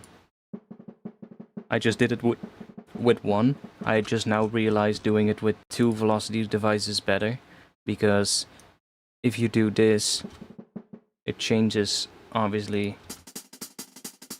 the curve here. But if you then use the drive, you can see it kind of does that. Whereas if we do this, it responds different. And in my opinion, that is a nicer way. Because if we go to somewhere around here to make it more into 16s, and then we use the drive, hear how that pattern comes back? That pattern of the louder notes coming back. Whereas if we use this one, it doesn't. See? And that is because it basically takes the output of this and then curves that, as opposed to this one trying to curve and compend at the same time, which gives a different result.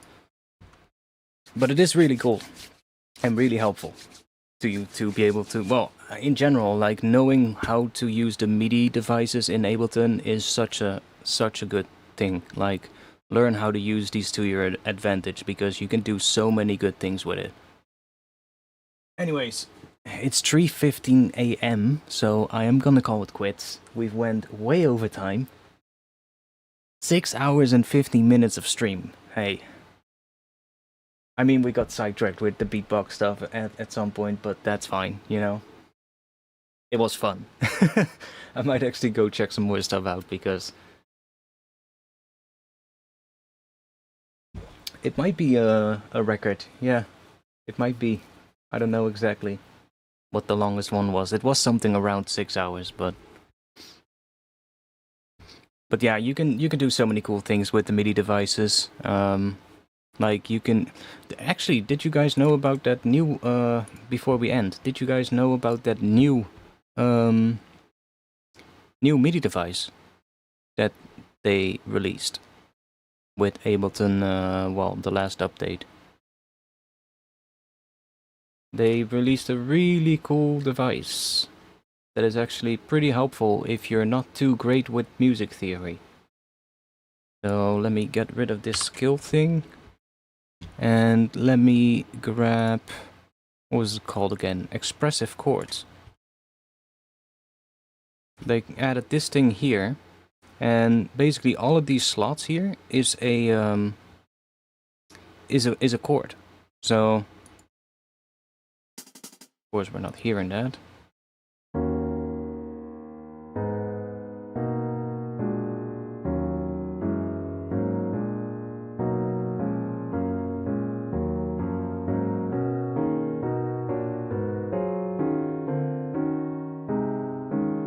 And it has a lot of presets in the browser, which...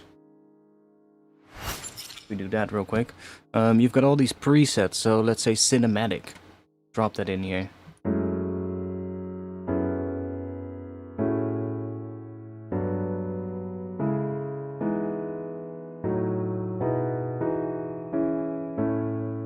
Not sure if it can follow the scale that you set. I'm not sure if it does that. Don't think it does that. But you get all these interesting sort of like chord options that are pretty interesting and pretty easy to play with. So, I don't know, modern soul.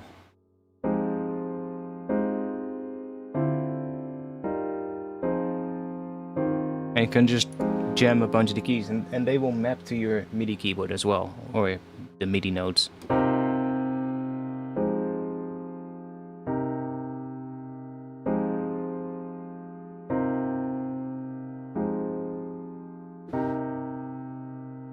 And because it's a MIDI device, if we set up another track and we set the input to this one, we can record that. So we can just do... see, where is the... okay. So let me just grab that, and then that, and then we'll chuck that there.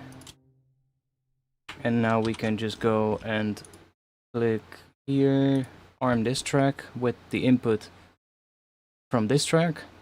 And then if we record...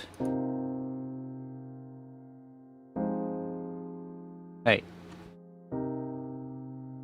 Why is it not... why is it not giving me the chords?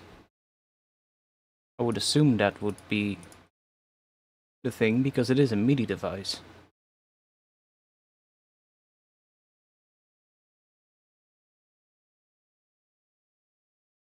Oh wait.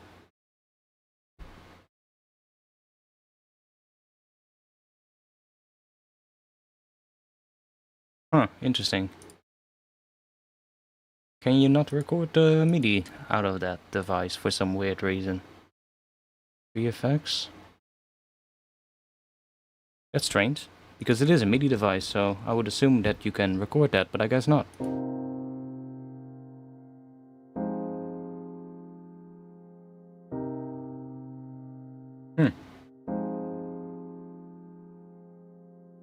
That's kind of a bummer. Why not, though? Because this creates a chord. In note mode, the keyboard will indicate which notes are currently played, which... well, at least you can see them.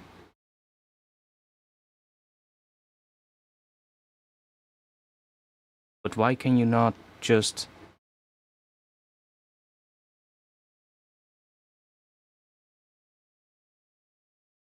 why can you not record it? That's so weird.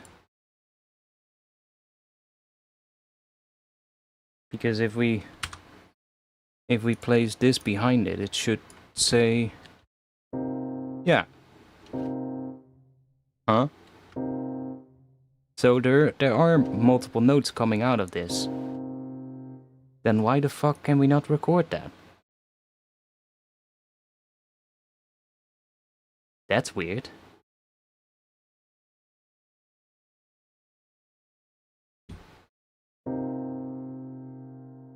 Huh?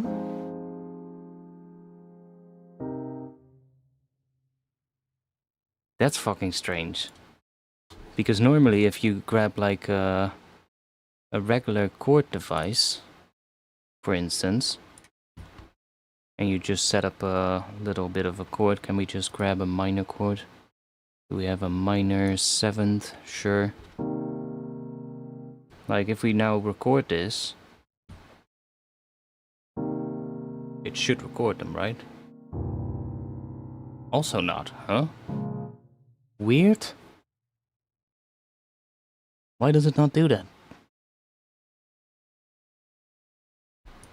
I thought you could record those things.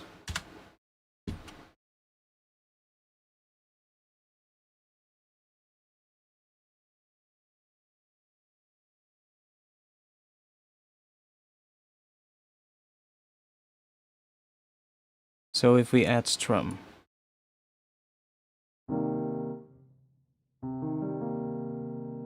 Like, can you not record that either? That's so fucking strange.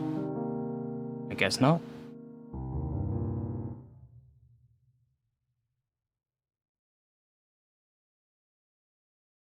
I would swear that back in the day you could record that. I'm pretty sure. Did they change something?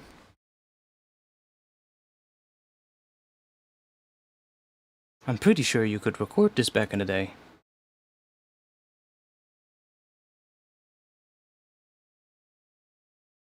Why did they fuck it up?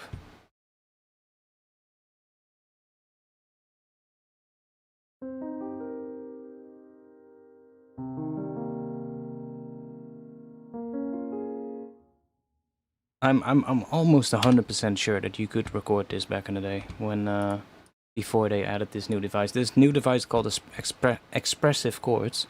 Now I'm curious. What if I grab another Max for Life thing? Let's grab the palette sequencer from Cohen Sound.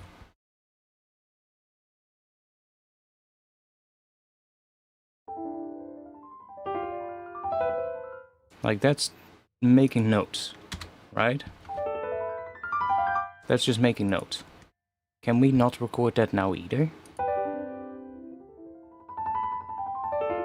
What the fuck? Can we not? You're kidding me.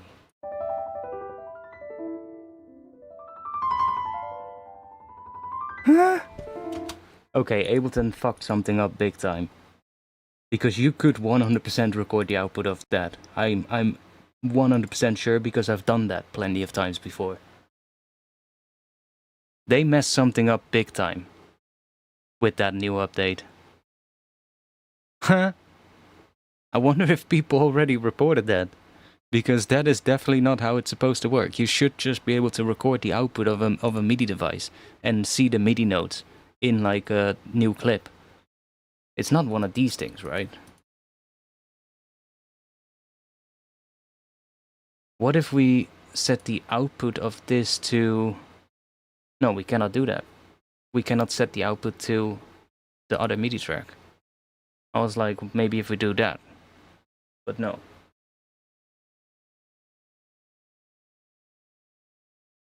I mean, maybe we can, with the expressive chords, we might be able to... Let's see if that works. If we have... What was it again?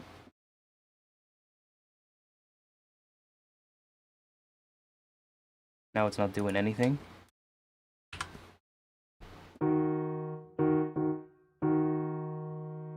We can also not drag that. Okay.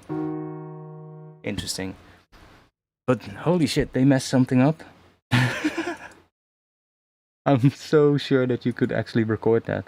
And that would make it so much more useful, because then you can just, you know, find a progression that you like and just record the MIDI, and you can just see what the MIDI is without having to switch to here and analyze this. You can actually see the voicing and all that kind of stuff. And I'm really sure that you could actually do that. But I'm now 100% sure that it's a bug, because you cannot record the output of a sequencer either. And that's kind of really strange, because, well, you could before this update. Like if we have a MDD snake and just randomize that in a key, or we just chuck a skill device after it. Let's do harmonic minor. Where are you? Minor. Well, just regular minor, that's also fine.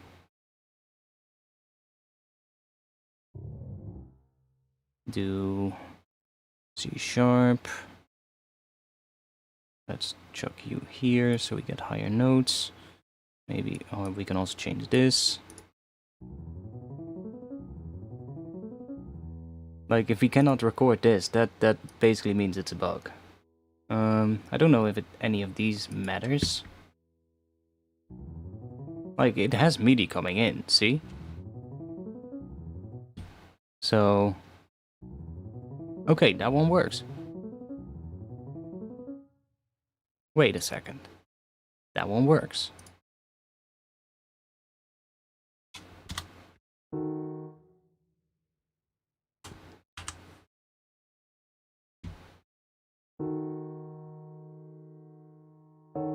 Hey, fixed it. So, goddammit. So you need to select your track and then you need this middle option post effects. Otherwise it doesn't work for some weird ass fucking reason. Well, I'm 100% certain that that wasn't the case before, but okay, it still works, so you can still do it.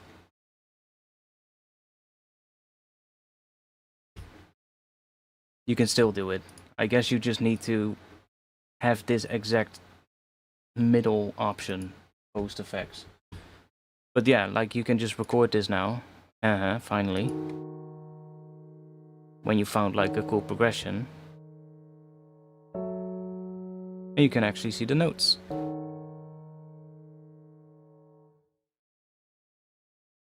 Which is quite nice. Especially if you're not that great with music theory or if you just have a writer's block. But holy shit, why the fuck did that take me so long to figure out why it wasn't recording? Obviously it's now changing the notes as well because of the skill device.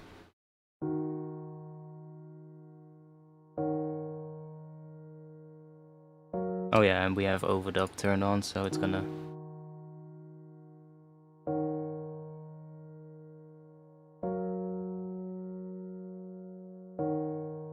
But yeah, it's a pretty nice device though, this Expressive Chords, and it also has a strum, so...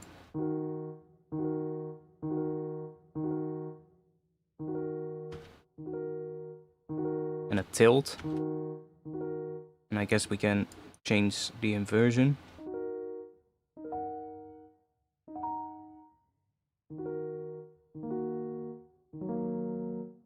But that's quite a nice device. I'm not sure what the articulate does. Selects between 8 different articulations. Oh, it also changes the timing of the strum.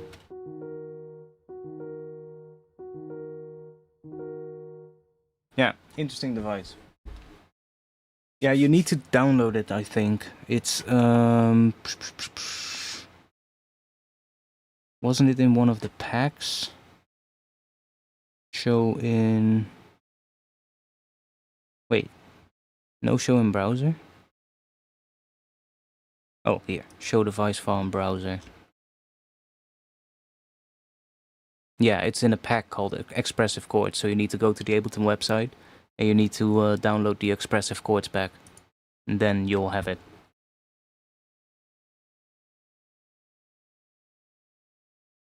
It's because you have it in the rack? I mean, I guess. But why is it not just able to do the same thing if I select the post effects here, for instance? Or does it?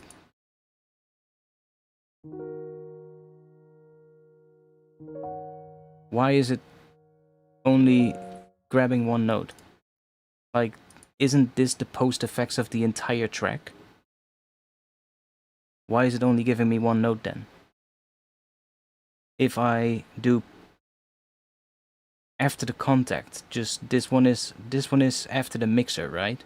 Like, I'm not sure why we don't see the output of the mixer here, but that should be the one that says after the mixer or something. Why is it only recording one note there as well? Or nothing at all?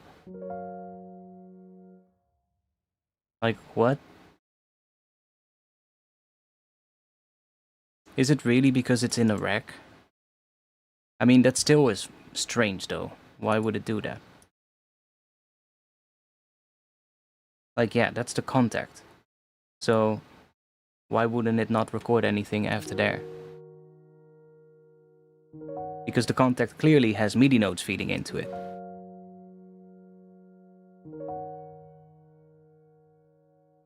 So why wouldn't it record those MIDI notes if you select contact here?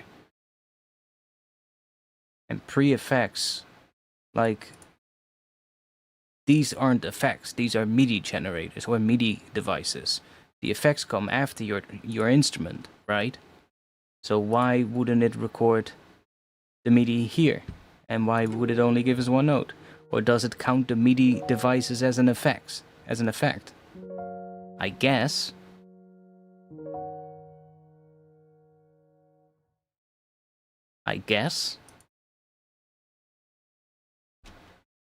It's weird. I don't know. But okay, it works if we set post effects.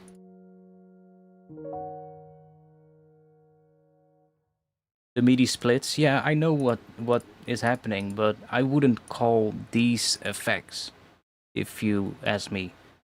Like, effects go after your instrument, not before it.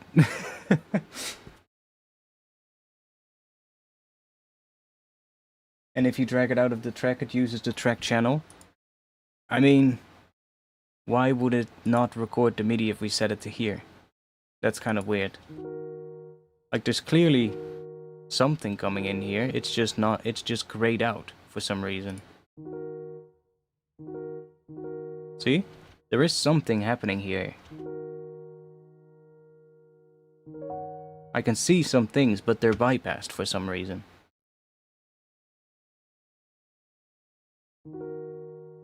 But that's also the case if we do that.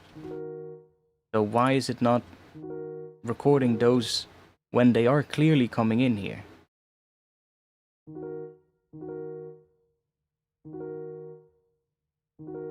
See, there's clearly something happening when I press play. Okay, maybe because this is turned on. Oh yeah, that was it. My bad.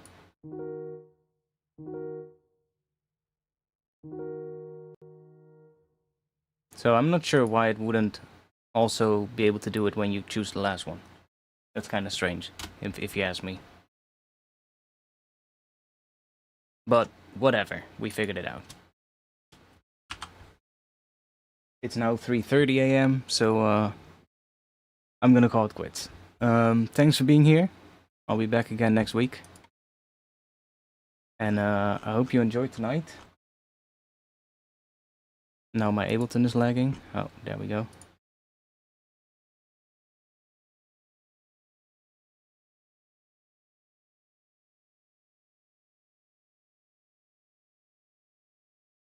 I'll be back again next week. 8:30 to 9 p.m. Amsterdam time. You know the deal.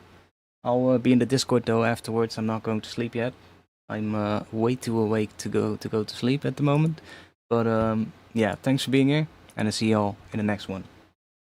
Peace.